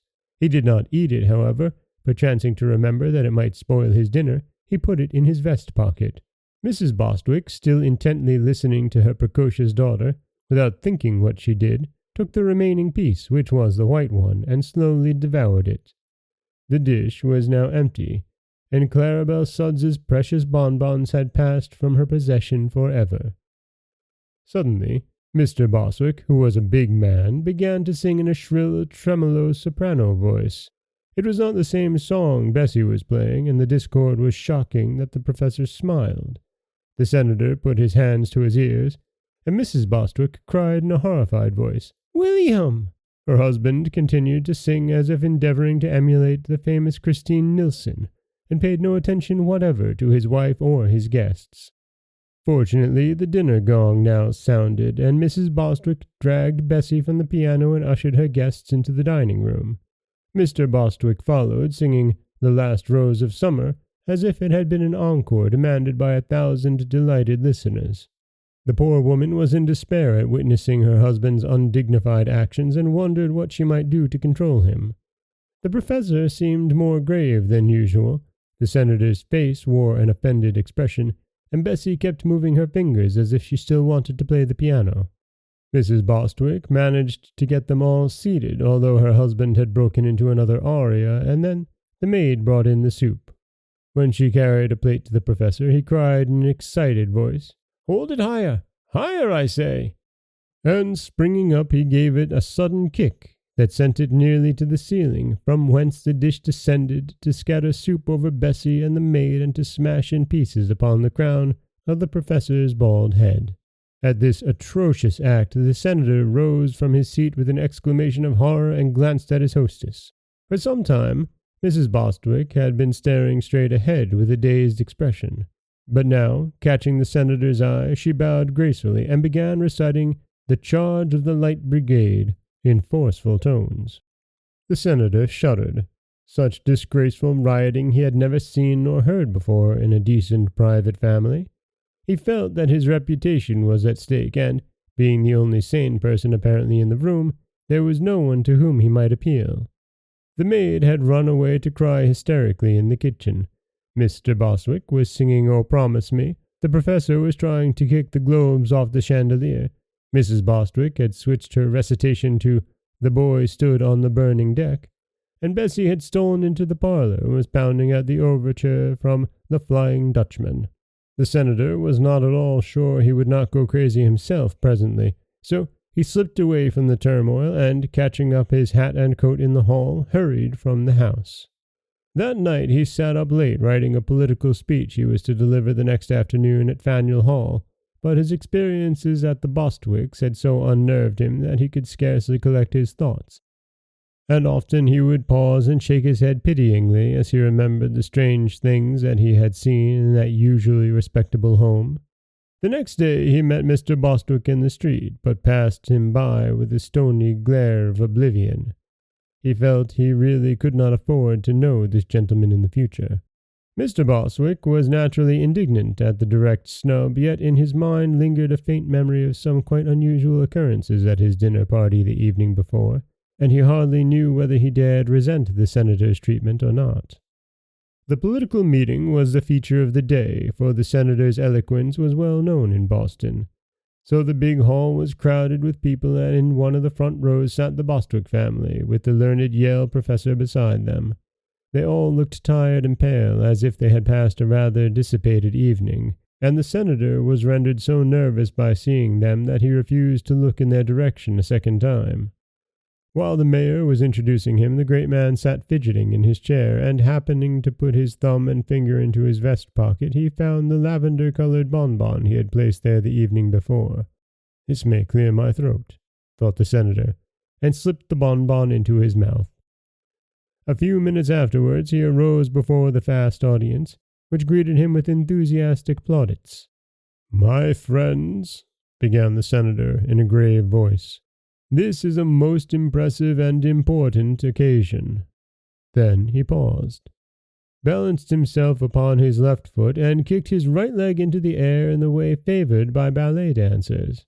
There was a hum of amazement and horror from his spectators, but the senator appeared not to notice it. He whirled around upon the tips of his toes, kicked right and left in a graceful manner, and startled a bald-headed man in the front row by casting a languishing glance in his direction. Suddenly, Clara Belle Sudds, who happened to be present, uttered a scream and sprang to her feet. Pointing an accusing finger at the dancing senator, she cried in a loud voice, "That's the man who stole my bonbons! Seize him, arrest him, don't let him escape!" But the ushers rushed her out of the hall, thinking she had gone suddenly insane, and the senator's friends seized him firmly and carried him out the stage entrance to the street, where they put him into an open carriage and instructed the driver to take him home. The effect of the magic bonbon was still powerful enough to control the poor senator, who stood upon the rear seat of the carriage and danced energetically all the way home, to the delight of the crowd of small boys who followed the carriage, and the grief of the sober-minded citizens, who shook their heads sadly and whispered that another good man had gone wrong. It took the senator several months to recover from the shame and humiliation of this escapade, and curiously enough, he never had the slightest idea what had induced him to act in so extraordinary a manner. Perhaps it was fortunate the last bonbon had now been eaten, for they might have easily caused considerably more trouble than they did. Of course, Clarabelle went again to the wise chemist and signed a check for another box of magic bonbons. But she must have taken better care of these, for she is now a famous vaudeville actress. This story should teach us the folly of condemning others for actions that we do not understand, for we never know what may happen to ourselves. It may also serve as a hint to be careful about leaving parcels in public places, and incidentally to let other people's packages severely alone. Jim was the son of a cowboy, and lived on the broad plains of Arizona. His father had trained him to lasso a bronco or a young bull with perfect accuracy, and had Jim possessed the strength to back up his skill, he would have been as good a cowboy as any in all of Arizona. When he was 12 years old, he made his first visit to the east, where Uncle Charles, his father's brother, lived. Of course, Jim took his lasso with him, for he was proud of his skill in casting it and wanted to show his cousins what a cowboy could do. At first, the city boys and girls were much interested in watching Jim lasso posts and fence pickets, but they soon tired of it, and even Jim decided it was not the right sort of sport for cities. But one day the butcher asked Jim to ride one of his horses into the country to a pasture that had been engaged, and Jim eagerly consented. He had been longing for a horseback ride, and to make it seem like old times, he took his lasso with him. He rode through the streets demurely enough, but on reaching the open country roads his spirits broke forth in wild jubilation, and, urging the butcher's horse to full gallop, he dashed away in true cowboy fashion. Then he wanted still more liberty, and letting down the bars that led into a big field, he began riding over the meadow and throwing his lasso at imaginary cattle, while he yelled and whooped to his heart's content. Suddenly, on making a long cast with his lasso, the loop caught upon something and rested about 3 feet from the ground, while the rope drew taut and nearly pulled Jim from his horse. This was unexpected. More than that, it was wonderful, for the field seemed bare of even a stump. Jim's eyes grew big with amazement, but he knew he had caught something when a voice cried out, "Here, let go! Let go, I say! Can't you see what you've done?" No, Jim couldn't see, nor did he intend to let go until he found out what was holding the loop of the lasso. So he resorted to an old trick his father had taught him, and putting the butcher's horse to a run, began riding in a circle round the spot where his lasso had caught. As he thus drew nearer and nearer his quarry, he saw the rope coil up, yet it looked to be coiling over nothing but air. One end of the lasso was holding fast to a ring in the saddle, and when the rope was almost wound up and the horse began to pull away and snort with fear, Jim dismounted. Holding the reins of the bridle in one hand, he followed the rope, and an instant later he saw an old man caught fast in the coils of the lasso. His head was bald and uncovered, but long white whiskers grew down to his waist. About his body was thrown a loose robe of fine white linen. In one hand he bore a great scythe, and beneath the other arm he carried an hourglass. While Jim gazed wonderingly upon him, this venerable old man spoke in an angry voice. "Now then, get that rope off as fast as you can. You've brought everything on earth to a standstill by your foolishness. Well, what are you staring at? Don't you know who I am?" "No," said Jim stupidly. "Well, I'm Time, Father Time. Now make haste and set me free if you want the world to run properly." "How did I happen to catch you?" asked Jim, without making a move to release his captive. "I don't know. I've never been caught before," growled Father Time. "But I suppose it was because you were foolishly throwing your lasso at nothing." "I didn't see you," said Jim. "Of course you didn't. I'm invisible to the eyes of human beings unless they get within 3 feet of me, and I take care to keep more than that distance away from them. That's why I was crossing this field where I supposed no one would be, and I should have made it perfectly safe had it not been for your beastly lasso. Now then," he said crossly, "are you going to get that rope off?" "Why should I?" asked Jim. Because everything in the world stopped moving the moment you caught me. I don't suppose you want to make an end of all business and pleasure and war and love and misery and ambition and everything else, do you? Not a watch has ticked since you tied me up here like a mummy." Jim laughed. It really was funny to see the old man wound round and round with coils of rope from his knees up to his chin. "It'll do you good to rest," said the boy. "From all I've heard, you lead a rather busy life." "Indeed I do," replied Father Time with a sigh. "I'm due in Kamchatka this very minute. And to think one small boy is upsetting all my regular habits." "Too bad," said Jim with a grin. "But since the world has stopped anyhow, it won't matter if it takes a little longer recess. As soon as I let you go, time will fly again. Where are your wings?" "I haven't any," answered the old man. "That's a story cooked up by someone who never saw me. As a matter of fact, I move rather slowly." "I see. You take your time," remarked the boy. "What do you use that scythe for?" "To mow down the people," said the ancient one. "Every time I swing my scythe, someone dies." "Then I ought to win a life-saving medal by keeping you tied up," said Jim. "Some folks will live this much longer." "But they won't know it," said Father Time with a sad smile. "So it'll do them no good. You may as well untie me at once." "No," said Jim with a determined air. "I may never capture you again, so I'll hold you a while and see how the world wags without you." Then he swung the old man, bound as he was, upon the back of the butcher's horse, and getting into the saddle himself, started back toward town, one hand holding his prisoner and the other guiding the reins. When he reached the road, his eye fell on a strange tableau. A horse and buggy stood in the middle of the road, the horse in the act of trotting, with its head held high and two legs in the air, but perfectly motionless. In the buggy, a man and a woman were seated, but they had been turned into stone that they could not have been more still and stiff. "There's no time for them," sighed the old man. "Won't you let me go now?" "Not yet," replied the boy. He rode on until he reached the city, where all the people stood in exactly the same positions they were in when Jim lassoed Father Time.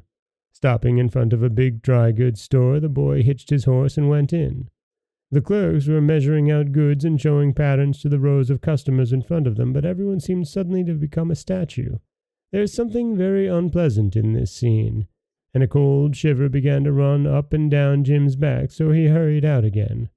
On the edge of the sidewalk sat a poor crippled beggar holding out his hat, and beside him stood a prosperous-looking gentleman who was about to drop a penny in the beggar's hat. Jim knew that this gentleman was very rich but rather stingy, so he ventured to run his hand into the man's pocket and take out his purse, in which was a $20 gold piece.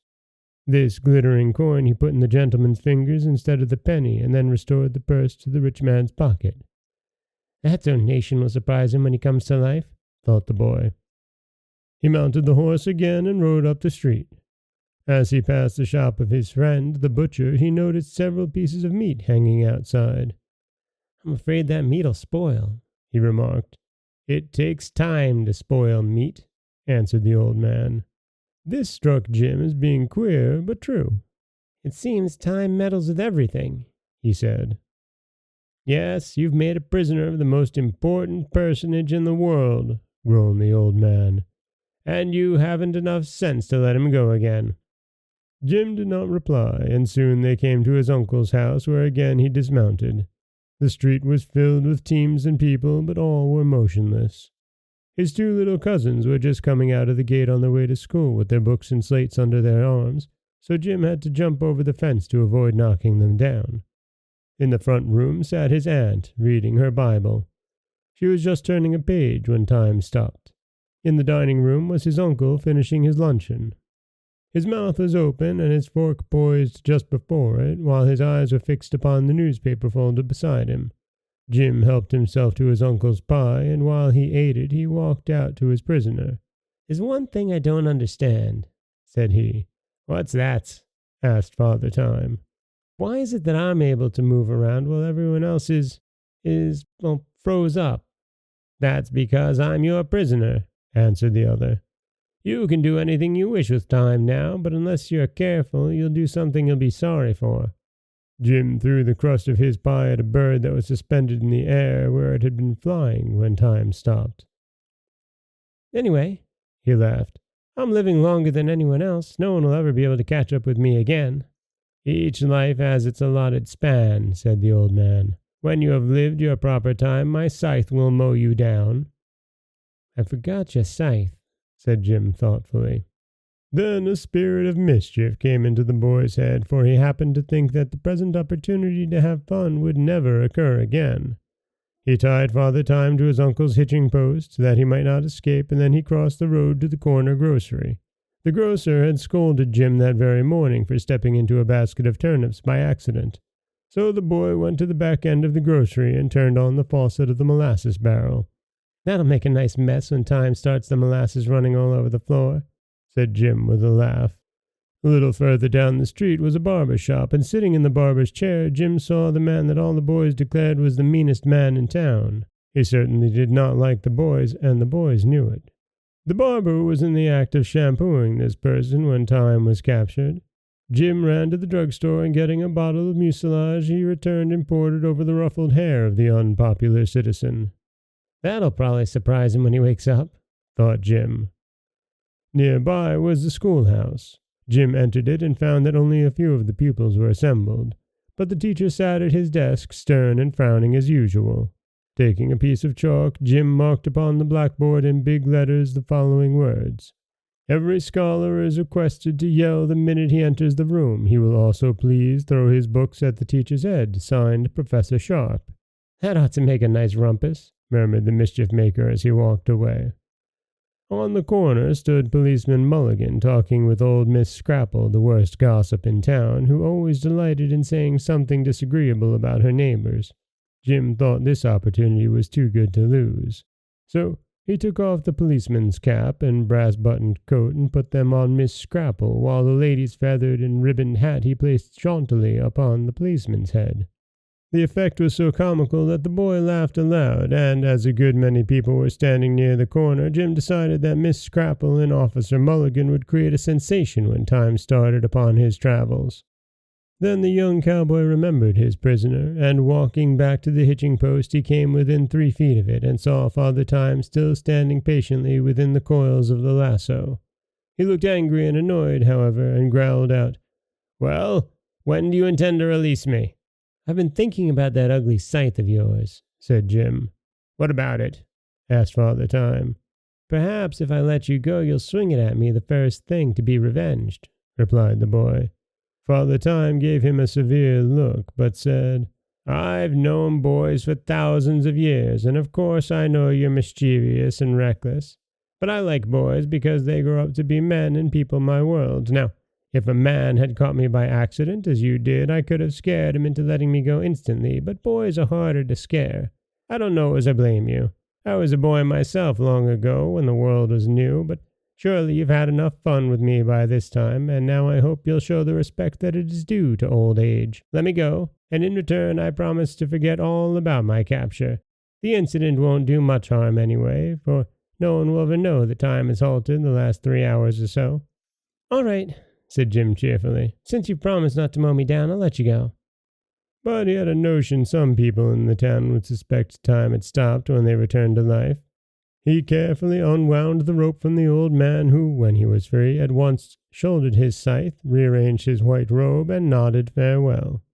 The next moment he had disappeared, and with a rustle and rumble and roar of activity the world came to life again and jogged along as it always had before.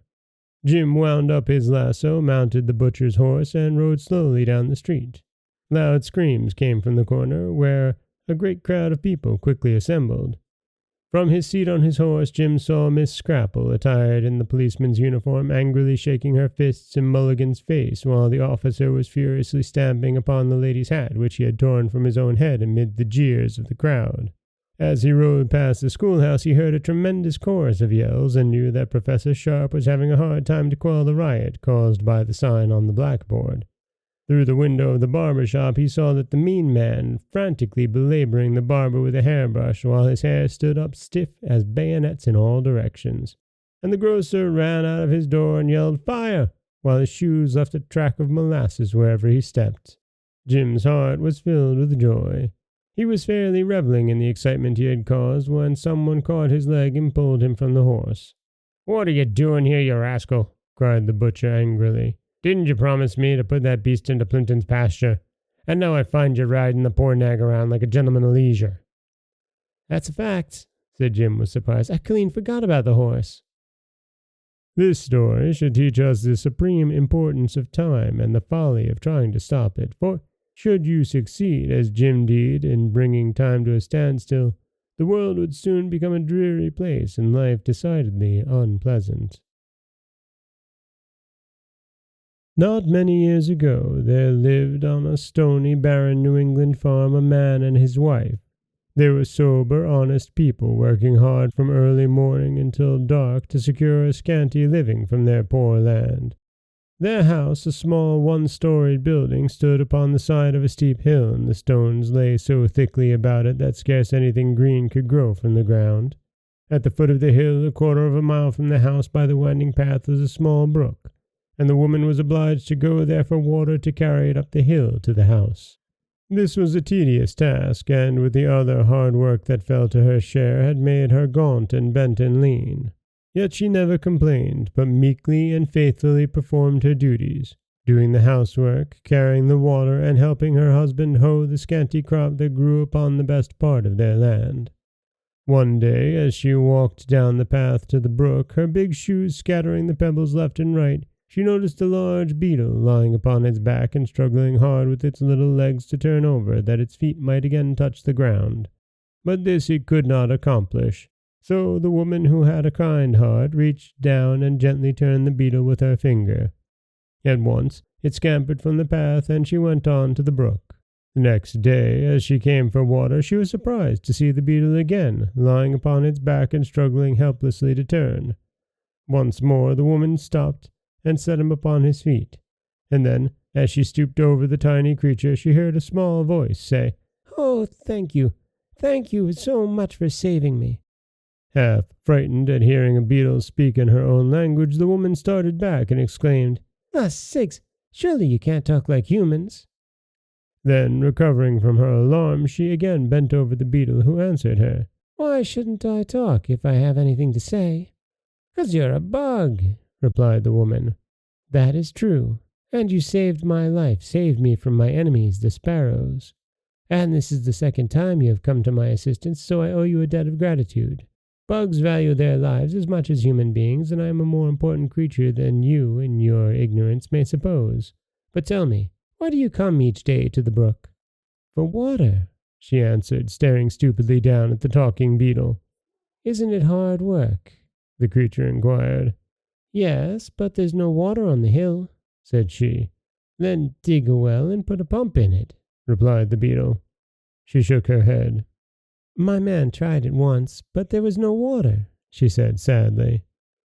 "Try it again," commanded the beetle, "and in return for your kindness to me I will make this promise. If you do not get water from the well, you will get that which is more precious to you. I must go now. Do not forget, dig a well." And then, without pausing to say goodbye, it ran swiftly away and was lost among the stones. The woman returned to the house much perplexed by what the beetle had said, and when her husband came in from his work, she told him the whole story. The poor man thought deeply for a time, and then declared, "There may be truth in what the bug told you. There must be magic in the world yet if a beetle can speak, and if there is such a thing as magic, we may get water from the well.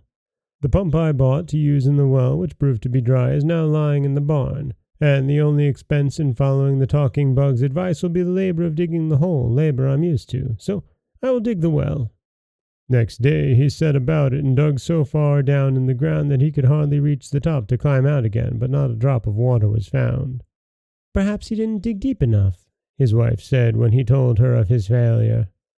So the following day he made a long ladder, which he put into the hole, and then he dug and dug and dug until the top of the ladder barely reached the top of the hole. But still there was no water. When the woman next went to the brook with her pail, she saw the beetle sitting upon a stone beside her path. So she stopped and said, "My husband has dug the well, but there's no water." "Did he put the pump in the well?" asked the beetle. "No," she answered. Then do as I commanded, put it in the pump, and if you do not get water, I promise you'll get something more precious." Saying which, the beetle swiftly slid from the stone and disappeared. The woman went back to the house and told her husband what the bug had said. "Well," replied the simple fellow, "there can be no harm in trying." So he got the pump from the barn and placed it in the well, and then he took hold of the handle and began to pump, while his wife stood by to watch what would happen.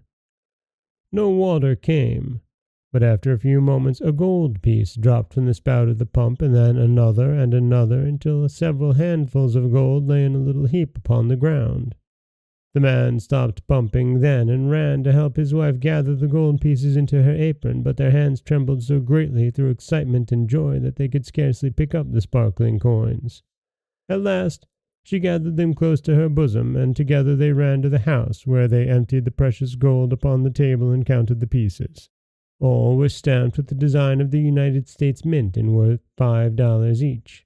Some were worn and somewhat discolored from use, while others seemed bright and new, as if they had not much been handled. When the value of the pieces was added together, they were found to be worth $300. Suddenly the woman spoke. "Husband, the beetle said truly when he declared that we should get something more precious than water from the well. But run at once and take away the handle from the pump, lest anyone should pass this way and discover our secret." So the man ran to the pump and removed the handle, which he carried to the house and hid underneath the bed. They hardly slept a wink that night, lying awake to think of their good fortune and what they should do with their store of yellow gold. In all their former lives they had never possessed more than a few dollars at a time, and now the cracked teapot was nearly full of gold coins. The following day was Sunday, and they arose early and ran to see if their treasure was safe.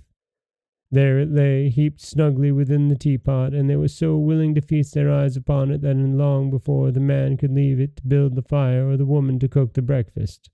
While they ate their simple meal, the woman said, "We will go to church today and return thanks for the riches that have come to us so suddenly, and I will give the pastor one of the gold pieces." "It is well enough to go to church," replied her husband, "and also to return thanks. But in the night I decided how we will spend all our money, so there will be none left for the pastor." "We can pump more," said the woman. "Perhaps, and perhaps not," he answered cautiously. "What we have we can depend upon, but whether or not there will be more in the well I cannot say." "Then go and find out," she returned, "for I am anxious to give something to the pastor, who is a poor man and deserving." So the man got the pump handle from underneath the bed, and going to the pump fitted it in place. Then he set a large wooden bucket under the spout and began to pump. To their joy, the gold pieces soon began flowing into the pail, and seeing it about to run over the brim, the woman brought another pail. But now the stream suddenly stopped, and the man said cheerfully, "That is enough for today, good wife. We've added greatly to our treasure, and the parson shall have his gold piece. Indeed, I think I shall also put a coin into the contribution box." Then, because the teapot would hold no more gold, the farmer emptied the pail into the wood box, covering the money with dried leaves and twigs so that no one might suspect what lay underneath. Afterward they dressed themselves in their best clothing and started for the church, each taking a bright gold piece from the teapot as a gift to the pastor. Over the hill and down into the valley beyond they walked, feeling so gay and light-hearted that they did not much mind the distance. At last they came to the little country church and entered just as the services began. Being proud of their wealth and of the gifts they had brought for the pastor, they could scarcely wait for the moment when the deacon passed the contribution box. But at last the time came, and the farmer held his hand high over the box and dropped the gold piece so that all the congregation could see what he had given. The woman did likewise, feeling important and happy at being able to give the good parson so much.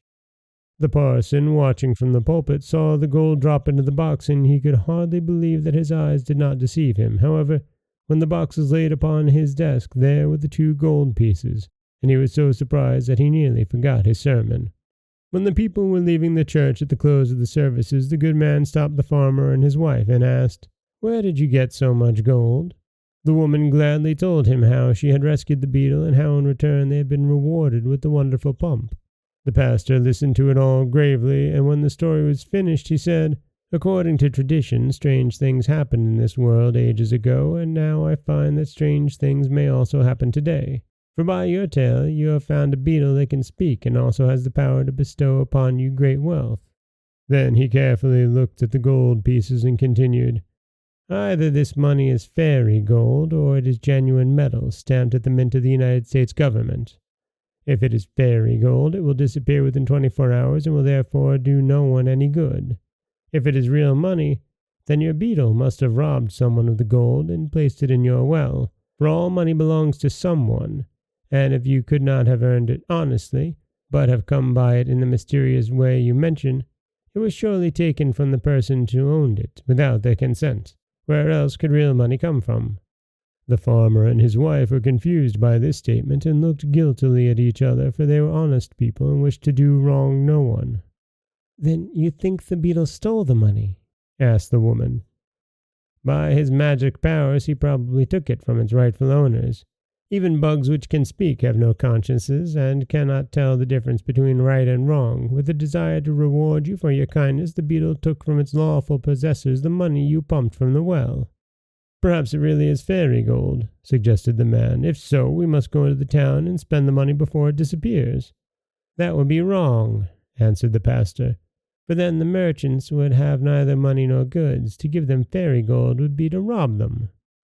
"What then shall we do?" asked the poor woman, wringing her hands with grief and disappointment. "Go home and wait till tomorrow. If the gold is then in your possession is real money and not fairy gold. But if it is real money, you must try to restore it to the rightful owners. Take also these pieces which you have given me, for I cannot accept gold that is not honestly come by." Sadly, the poor people returned to their home, being greatly disturbed by what they had heard. Another sleepless night was passed, and on Monday morning they arose at daylight and ran to see if the gold was still visible. "It's real money after all," cried the man, "for not a single piece has disappeared." When the woman went to the brook that day, she looked for the beetle, and sure enough there he sat upon the flat stone. "Are you happy now?" asked the beetle as the woman paused before him. "We're very unhappy," she answered. "For although you have given us much gold, our good parson says it surely belongs to someone else and was stolen by you to reward us." "Your parson may be a good man," returned the beetle with some indignation, "but he is certainly not overwise. Nevertheless, if you do not want the gold, I can take it from you as easily as I gave it." "But we do want it," cried the woman fearfully. "That is, if it is honestly come by." "It is not stolen," replied the beetle sulkily, "and now belongs to no one but yourselves. When you saved my life, I thought how I might reward you, and knowing you to be poor, I decided gold would make you happier than anything else. You must know," he continued, "that although I appear so small and insignificant, I am really king of all the insects, and my people obey my slightest wish. Living as they do close to the ground, the insects often come across gold or other pieces of money which have been lost by men and have fallen into cracks or crevices, or become covered with earth or hidden by grass or weeds. Whenever my people find money in this way, they report the fact to me, but I have always let it lie, because it could be of no possible use to an insect. However, when I decided to give you gold, I knew just where to obtain it without robbing any of your fellow creatures. Thousands of insects were at once sent by me in every direction to bring the pieces of lost gold to this hill. It cost my people several days of hard labor, as you may suppose, but by the time your husband had finished the well, the gold began to arrive from all parts of the country, and, during the night, my subjects dumped it all into the well. So you may use it with a clear conscience, knowing that you wrong no one." This explanation delighted the woman, and when she returned to the house and reported to her husband that the beetle had said, he was also overjoyed.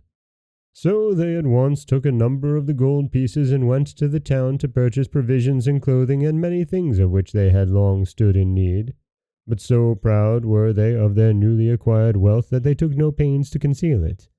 They wanted everyone to know they had money, and so it was no wonder that when some of the wicked men in the village saw the gold, they longed to possess it themselves. "If they spend this money so freely," whispered one to another, "there must be a great store of gold at their home." "That is true," was the answer.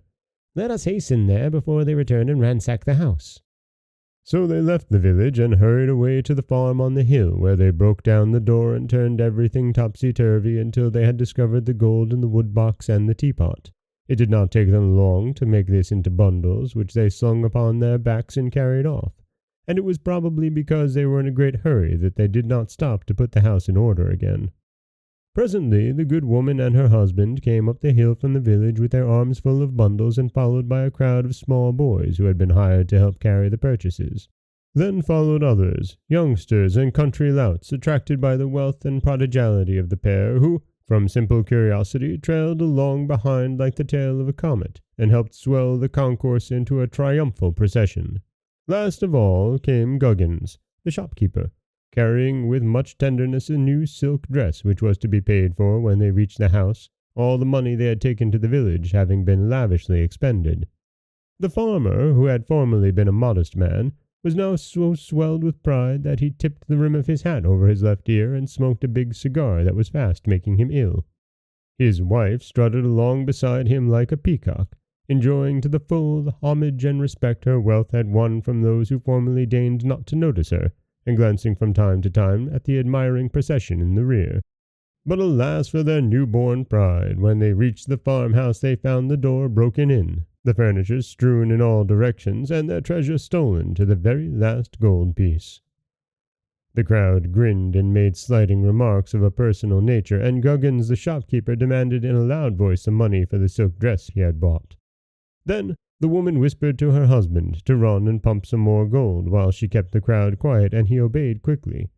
But after a few moments he returned with a white face to tell her the pump was dry, and not a gold piece could now be coaxed from the spout. The procession marched back to the village, laughing and jeering at the farmer and his wife who had pretended to be so rich, and some of the boys were naughty enough to throw stones at the house from the top of the hill.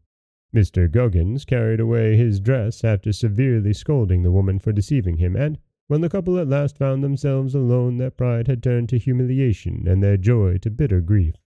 Just before sundown the woman dried her eyes, and, having resumed her ordinary attire, went to the brook for water. When she came to the flat stone she saw the king beetle sitting upon it. "The well is dry," she cried out angrily. "Yes," answered the beetle calmly. "You have pumped from it all the gold my people could find." "But we are now ruined," said the woman, sitting down in the path beginning to weep. "For robbers have stolen from us every penny we possessed." "I'm sorry," returned the beetle, "but it is your own fault. Had you not made so great a show of your wealth, no one would have suspected you possessed a treasure or thought to rob you. As it is, you have merely lost the gold which others have lost before you. It will probably be lost many times more before the world comes to an end." "But what do we do now?" she asked. "What did you do before I gave you the money?" "We worked from morning till night," said she. "Then work still remains for you," remarked the beetle composedly. "No one will ever try to rob you of that, you may be sure." And he slid from the stone and disappeared for the last time. This story should teach us to accept good fortune with humble hearts and to use it with moderation, for had the farmer and his wife resisted the temptation to display their wealth ostentatiously, they might have retained it to this very day. In all Fairyland there is no more mischievous a person than Tanko-Mankie the Yellow Ryl. He flew through the city one afternoon, quite invisible to mortal eyes, but seeing everything himself, and noticed the figure of a wax lady standing behind the big plate-glass window of Mr. Floman's department store. The wax lady was beautifully dressed and extended in her stiff left hand a card bearing the words, "Rare bargain. This stylish costume, imported from Paris, former price $20, reduced to only $19.98. This impressive announcement had drawn before the window a crowd of women shoppers who stood looking at the wax lady with critical eyes. Tanko-Mankie laughed to himself the low, gurgling little laugh that always meant mischief. Then he flew close to the wax figure and breathed twice upon its forehead. From that instant the dummy began to live, but so dazed and astonished was she at the unexpected sensation that she continued to stand stupidly staring at the women outside and holding the placard as before. The Ryl laughed again and flew away. Anyone but Tanko-Mankie would have remained to help the wax lady out of the troubles that were sure to overtake her, but this naughty elf thought it was rare fun to turn the inexperienced lady loose in a cold and heartless world and leave her to shift for herself. Fortunately, it was almost 6 o'clock when the dummy first realized that she was alive, and before she had collected her new thoughts and decided what to do, a man came around and drew down all the window shades, shutting off the view from the curious shoppers. Then the clerks and cashiers and floor walkers and cash girls went home, and the store was closed for the night, although the sweepers and scrubbers remained to clean the floors for the following day. The window inhabited by the wax lady was boxed in like a little room, one small door being at the left side for the window trimmer to creep in and out of. So the scrubbers never noticed that the dummy, when left to herself, dropped the placard to the floor and sat down upon a pile of silks to wonder who she was, where she was, and how she happened to be alive.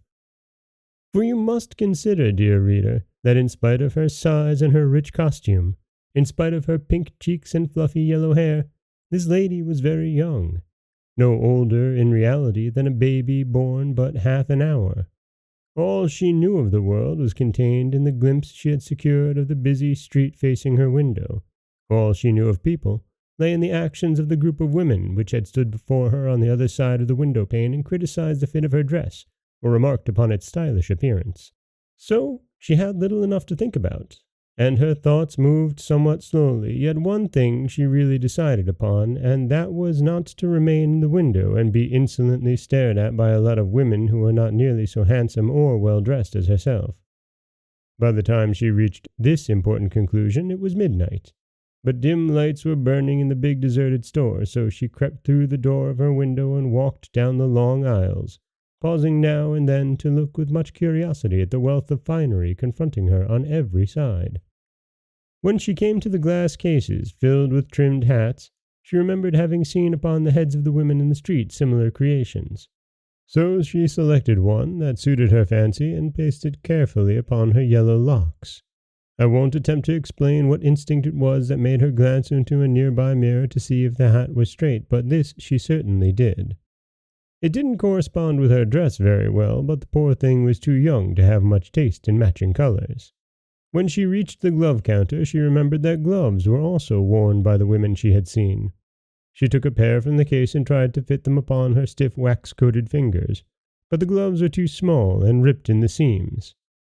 Then she tried another pair, and several others as well, but hours passed before she finally succeeded in getting her hands covered with a pair of pea-green kids. Next, she selected a parasol from a large and varied assortment in the rear of the store. Not that she had any idea what it was used for, but other ladies carried such things, so she also would have one. When she examined herself critically in the mirror, she decided her outfit was now complete, and, to her inexperienced eyes, there was no perceptible difference between her and the women who had stood outside the window. Whereupon she tried to leave the store, but found every door fast locked. The wax lady was in no hurry. She inherited patience from her previous existence. Just to be alive and to wear beautiful clothes was sufficient enjoyment for her at present, so she sat down upon a stool and waited quietly until daylight. When the janitor unlocked the door in the morning, the wax lady swept past him and walked with stiff but stately strides down the street. The poor fellow was so completely whuckered at seeing the well-known wax lady leave her window and march away from the store that he fell over in a heap and only saved himself from fainting by striking his funny bone against the doorstep.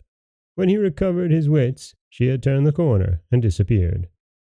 The wax lady's immature mind had reasoned that, since she had come to life, her evident duty was to mix with the world and do whatever other folks did.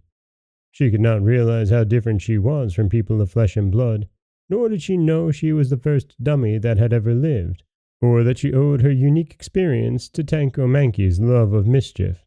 So ignorance gave her a confidence in herself that she was not justly entitled to. It was yet early in the day, and the few people she met were hurrying along the streets.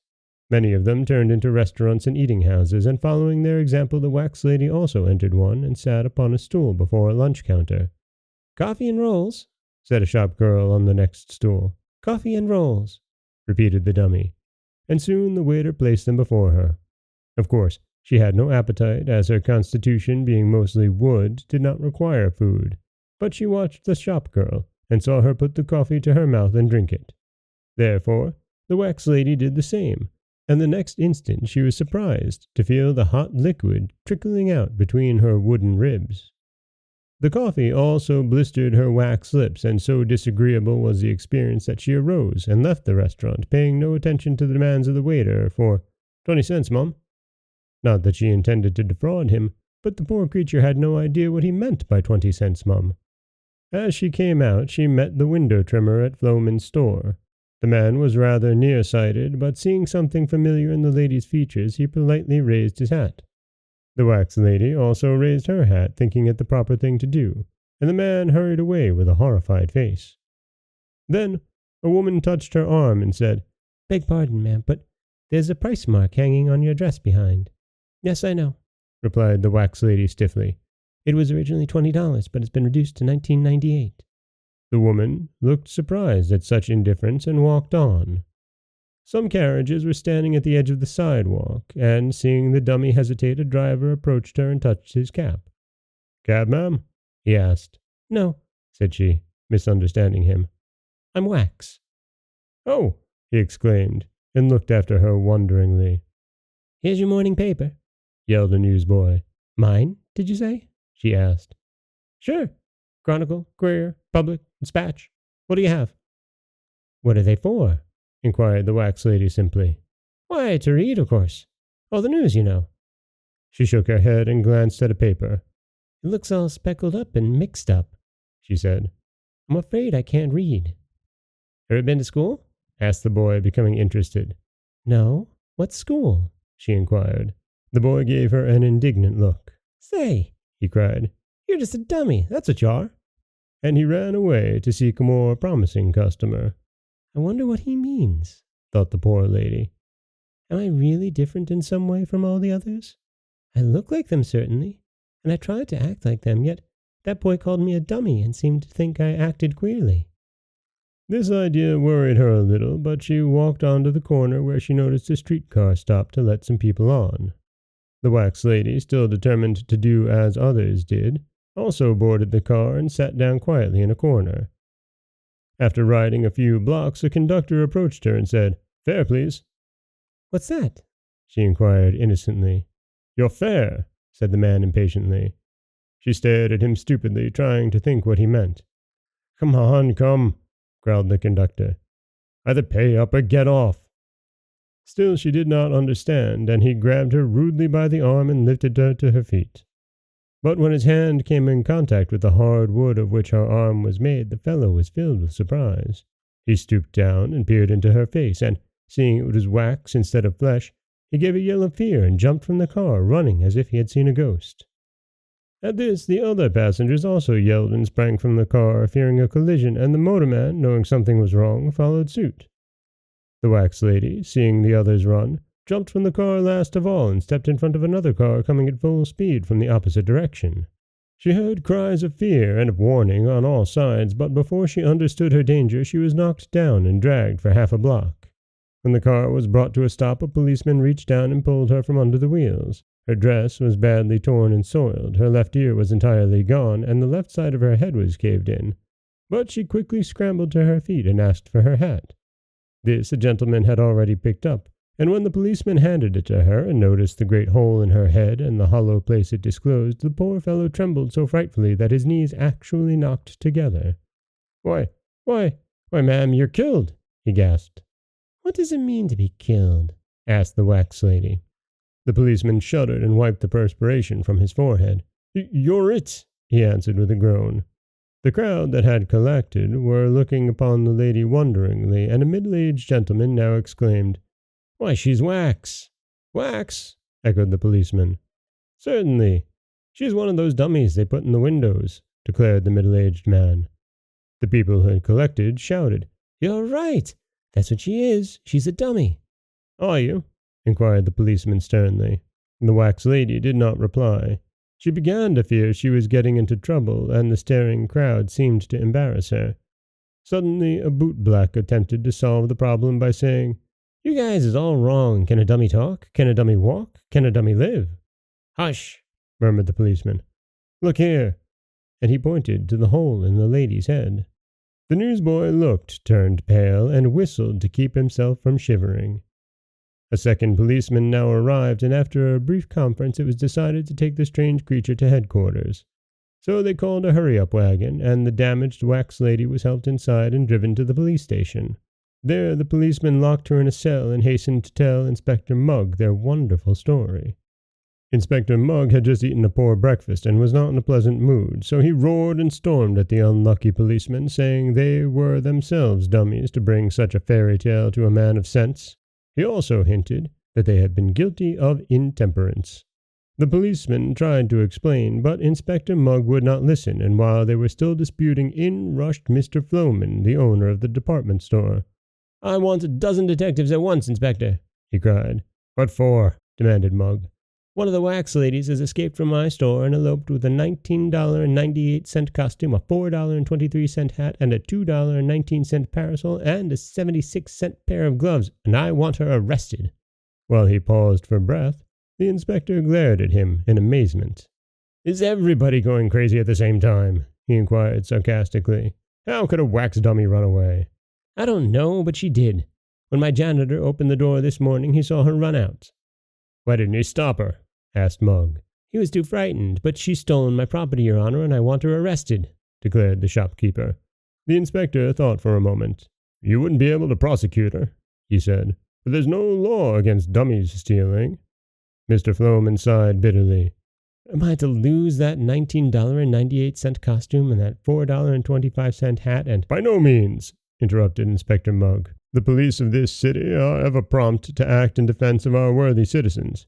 We've already arrested the wax lady, and she is locked up in cell number 16. You may go there and recover your property if you wish, but before you prosecute her for stealing, you'd better hunt up a law that applies to dummies." "All I want," said Mr. Floman, "is that $19.98 costume and—" "Go along," interrupted the policeman. "I'll take you to the cell." But when they entered number 16, they found only a lifeless dummy lying prone upon the floor. Its wax was cracked and blistered, its head was badly damaged, and the bargain costume was dusty, soiled, and much bedraggled. For the mischief-loving Tanko-Mankie had flown by and breathed once more upon the poor wax lady, and in that instant her brief life ended. "It's just as I thought," said Inspector Mugg, leaning back in his chair contentedly. "I knew all the time the thing was a fake. It seems sometimes as though the whole world would go crazy if there wasn't some level-headed man to bring 'em around to their senses. Dummies are wood and wax, and that's all there is of 'em." "That may be the rule," whispered the policeman to himself, "but this one where a dummy has lived." The king of the polar bears lived among the icebergs in the far north country. He was old and monstrous big. He was wise and friendly to all who knew him.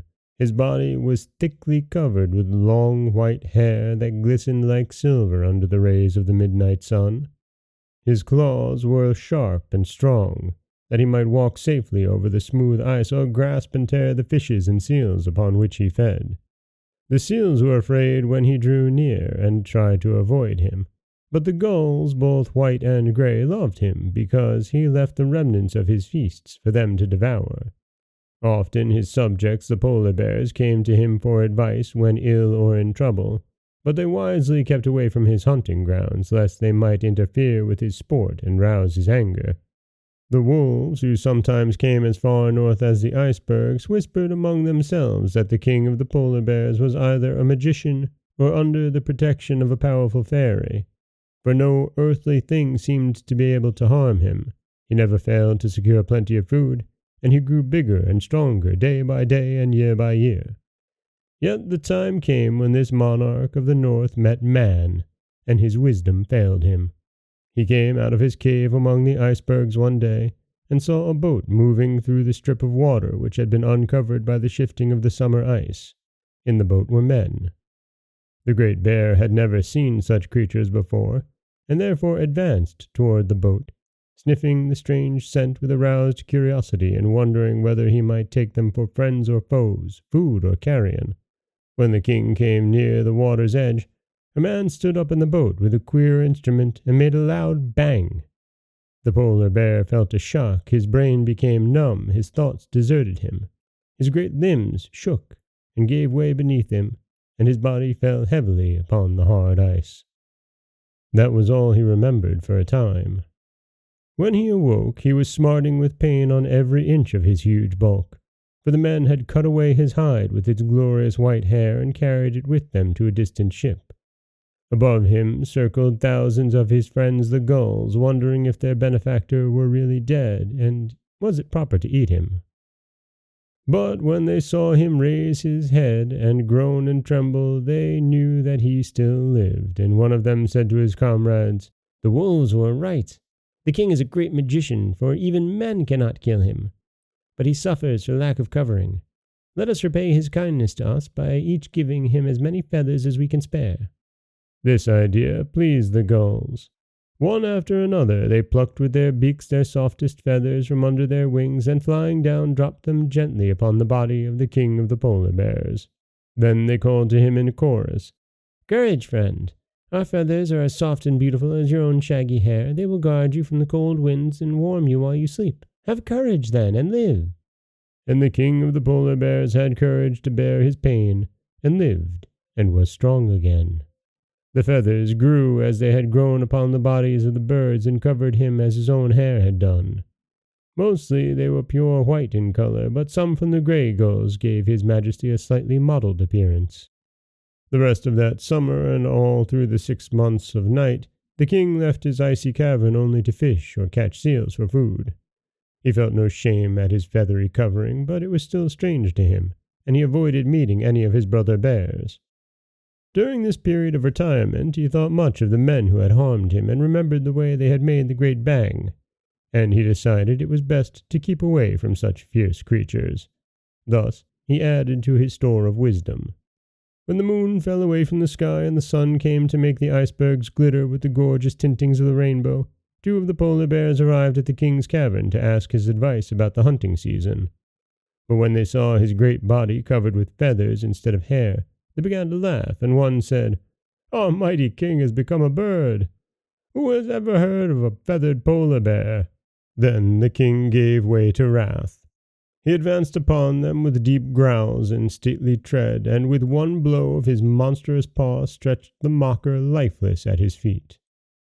The other ran away to his fellows and carried the news of the king's strange appearance. The result was a meeting of all the polar bears upon a broad field of ice, where they talked gravely of the remarkable change that had come upon their monarch. "He is in reality no longer a bear," said one, "nor can he justly be called a bird. But he is half bird and half bear, and so unfitted to remain our king." "Then who shall take his place?" asked another. "He who can fight the bird-bear and overcome him," answered an aged member of the group. "Only the strongest is fit to rule our race." There was silence for a time, but at length the great bear moved to the front and said, "I will fight him. I, Woof, the strongest of our race, and I will be king of the polar bears." The others nodded assent, and dispatched a messenger to the king to say he must fight the great Woof and master him, or resign his sovereignty. "For a bear with feathers," added the messenger, "is no bear at all, and the king we obey must resemble the rest of us." "I wear feathers because it pleases me," growled the king. "Am I not a great magician? But I will fight nevertheless, and if Woof masters me, he shall be king in my stead." Then he visited his friends, the gulls, who were even then feasting upon the dead bear, and told them of the coming battle. "I shall conquer," he said proudly. "Yet my people are in the right, for only a hairy one like themselves can hope to command their obedience." The queen gull said, "I met an eagle yesterday which had made its escape from the big city of men, and the eagle told me he had seen a monstrous polar bear skin thrown over the back of a carriage that rolled along the street. That skin must have been yours, O king, and if you wish, I will send 100 of my gulls to the city to bring it back to you." "Let them go," said the king gruffly. And the 100 gulls were soon flying rapidly southward. For 3 days they flew straight as an arrow until they came to scattered houses, to villages, and to cities. Then their search began. The gulls were brave, cunning, and wise. Upon the 4th day they reached the great metropolis, and hovered over the streets until the carriage rolled along with a great white bear robe thrown over the back seat. Then the birds swooped down, the whole 100 of them, and seizing the skin in their beaks, flew quickly away. They were late. The king's great battle was upon the 7th day, and they must fly swiftly to reach the polar regions by that time. Meanwhile, the bird-bear was preparing for his fight. He sharpened his claws in the small crevices of the ice. He caught a seal and tested his big yellow teeth by crunching its bones between them. And the queen gull set her band to pluming the king's feathers until they lay smoothly upon his body. But every day they cast anxious glances into the southern sky, watching for the 100 gulls to bring back the king's own skin. The 7th day came, and all the polar bears in that region gathered around the king's cavern. Among them was Woof, strong and confident of his success. "The bird-bear's feathers will fly fast enough when I get my claws upon him," he boasted, and the others laughed and encouraged him. The king was disappointed at not having recovered his skin, but was resolved to fight bravely without it. He advanced from the opening of his cavern with a proud and kingly bearing, and when he faced his enemy he gave so terrible a growl that Woof's heart stopped beating for a moment, and he began to realize that a fight with the wise and mighty king of his race was no laughing matter. After exchanging 1 or 2 heavy blows with his foe, Woof's courage returned, and he determined to dishearten his adversary by bluster. "Come nearer, bird-bear," he cried. "Come nearer, that I may pluck your plumage." The defiance filled the king with rage.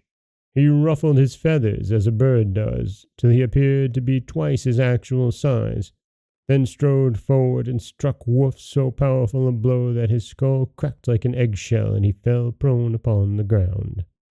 While the assembled bears stood looking with fear and wonder at their fallen champion, the sky became darkened.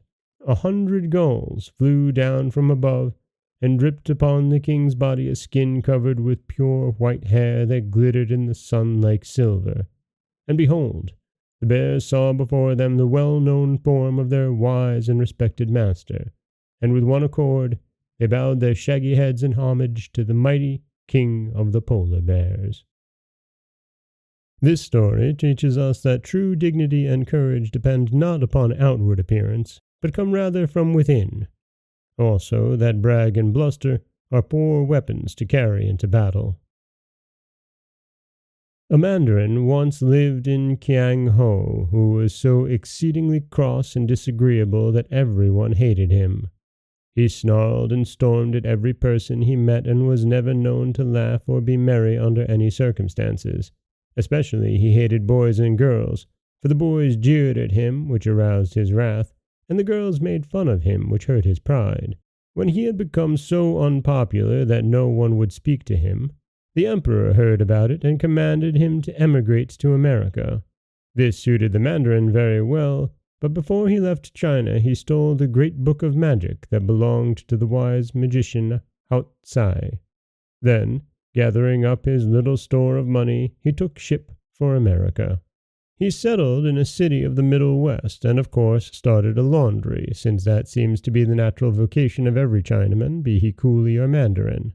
He made no acquaintances with the other Chinamen of the town who, when they met him and saw the red button in his hat, knew him for a real mandarin and bowed low before him. He put up a red and white sign, and people brought their laundry to him and got paper checks, with Chinese characters upon them in exchange, this being the only sort of character the mandarin had left.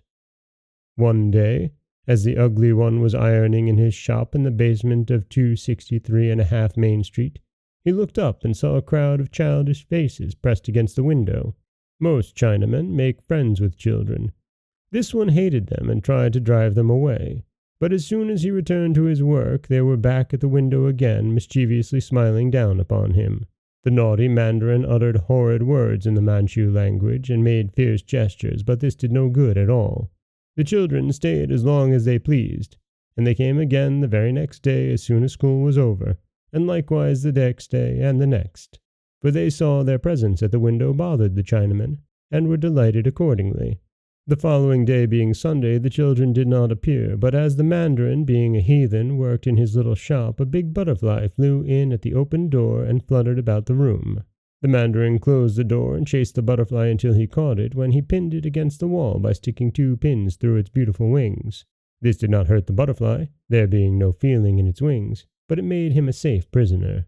This butterfly was of large size, and its wings were exquisitely marked by the gorgeous colors laid out in regular designs like the stained glass windows of a cathedral. The mandarin now opened his wooden chest and drew forth the great book of magic he had stolen from Hot Sai.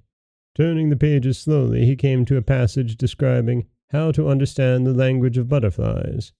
This he read carefully, and then mixed a magic formula in a tin cup and drank it down with a wry face.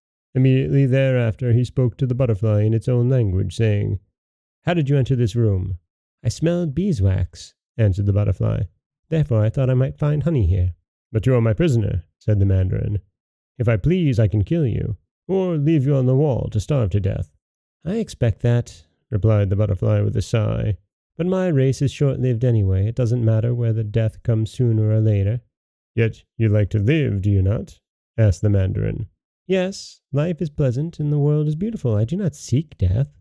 "Then," said the mandarin, "I will give you life, a long and pleasant life, if you promise to obey me for a time and carry out my instructions."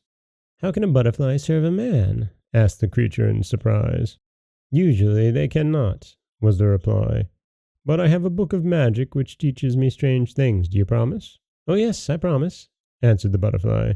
"For even as your slave I will get some enjoyment out of life, while, should you kill me, that's the end of everything."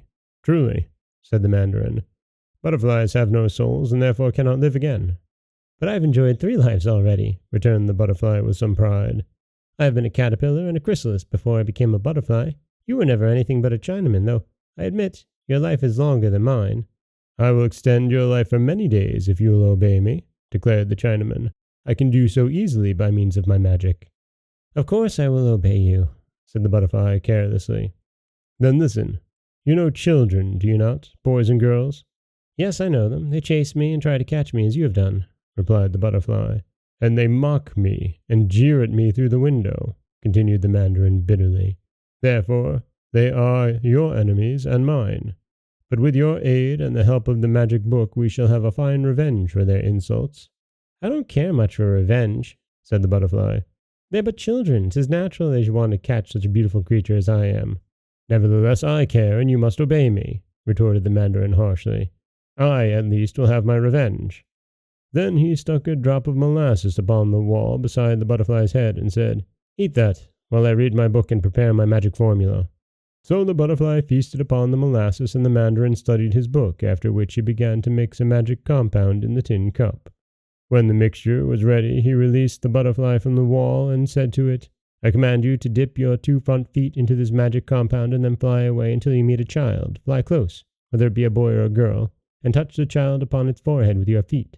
Whosoever is thus touched, this book declares, will at once become a pig and will remain such forever after. Then return to me and dip your legs afresh in the contents of this cup. So shall all my enemies, the children, become miserable swine, while no one will think of accusing me of the sorcery." "Very well. Since such is your command, I obey," said the butterfly. Then it dipped its front legs, which were the shortest of the 6, into the contents of the tin cup and flew out the door and away over the houses to the edge of the town.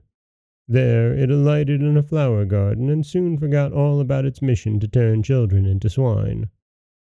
In going from flower to flower, it soon brushed the magic compound from its legs, so that when the sun began to set and the butterfly finally remembered its master the mandarin, it could not have injured a child had it tried. But it did not intend to try. "That horrid old Chinaman," it thought, "hates children and wishes to destroy them.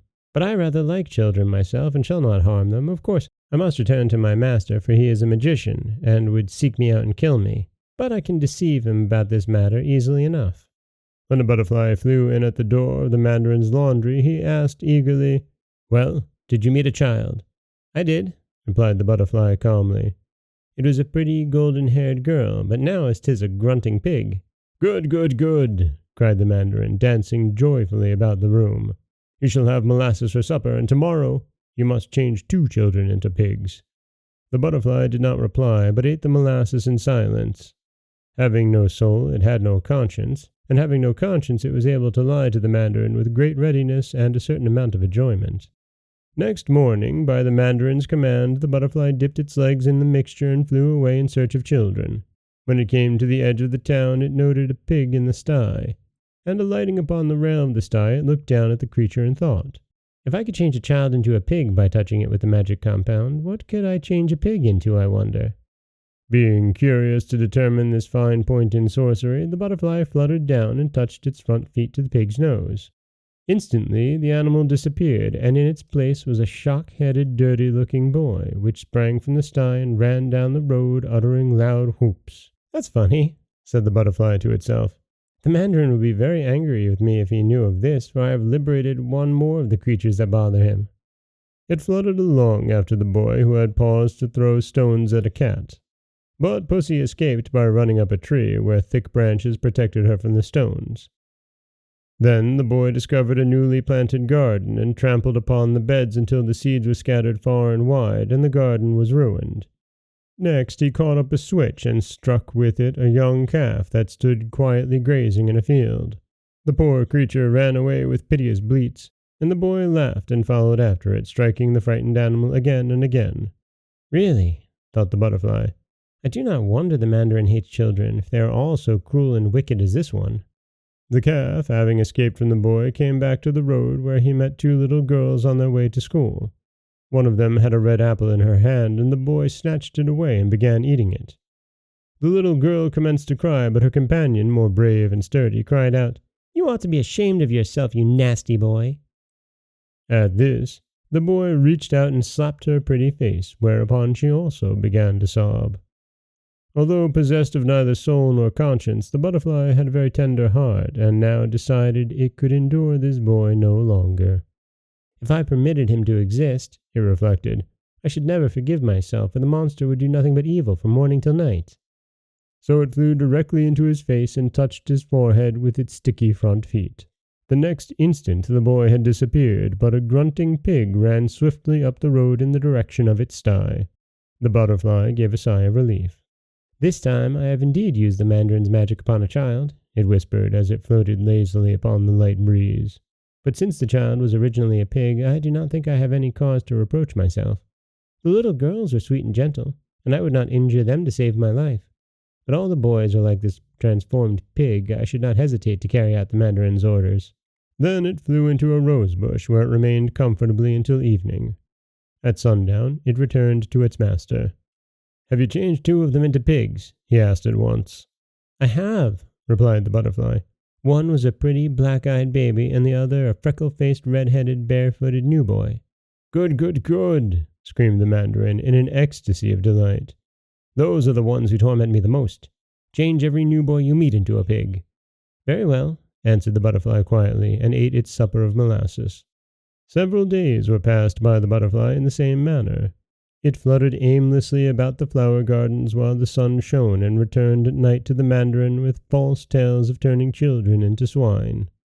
Sometimes it would be one child which was transformed, sometimes two, and occasionally three. But the mandarin always greeted the butterfly's report with intense delight, and gave him molasses for supper. One evening, however, the butterfly thought it might be well to vary the report, so that the mandarin might not grow suspicious. And when its master asked what child had been changed into a pig that day, the lying creature answered, "It was a Chinese boy, and when I touched him he became a black pig."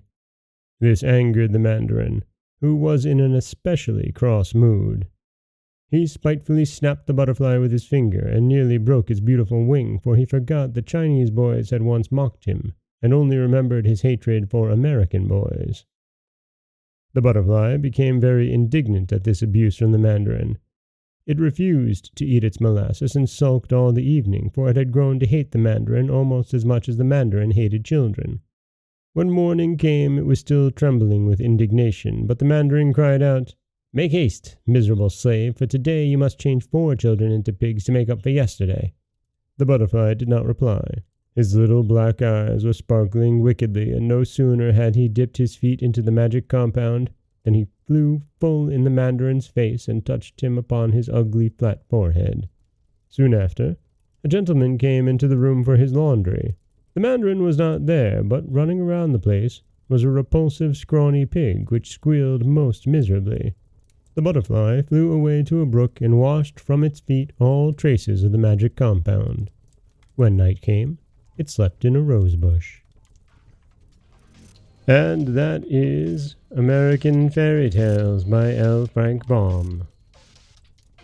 Next week, we'll be back with a new book. This is Dan Scholes of the Folktale Project. Don't forget that you can subscribe to the podcast on Apple Podcasts, Stitcher, Google Play, Overcast, anywhere you like to get your podcasts. You can follow us on Twitter at Folktale Project. You can find us on Auto Radio, TuneIn Radio, iHeartRadio, Spotify, anywhere you like to listen. And you can always head over to folktaleproject.com, where you'll find a new story waiting for you every Monday, Wednesday, and Friday. As always, thank you so much for listening.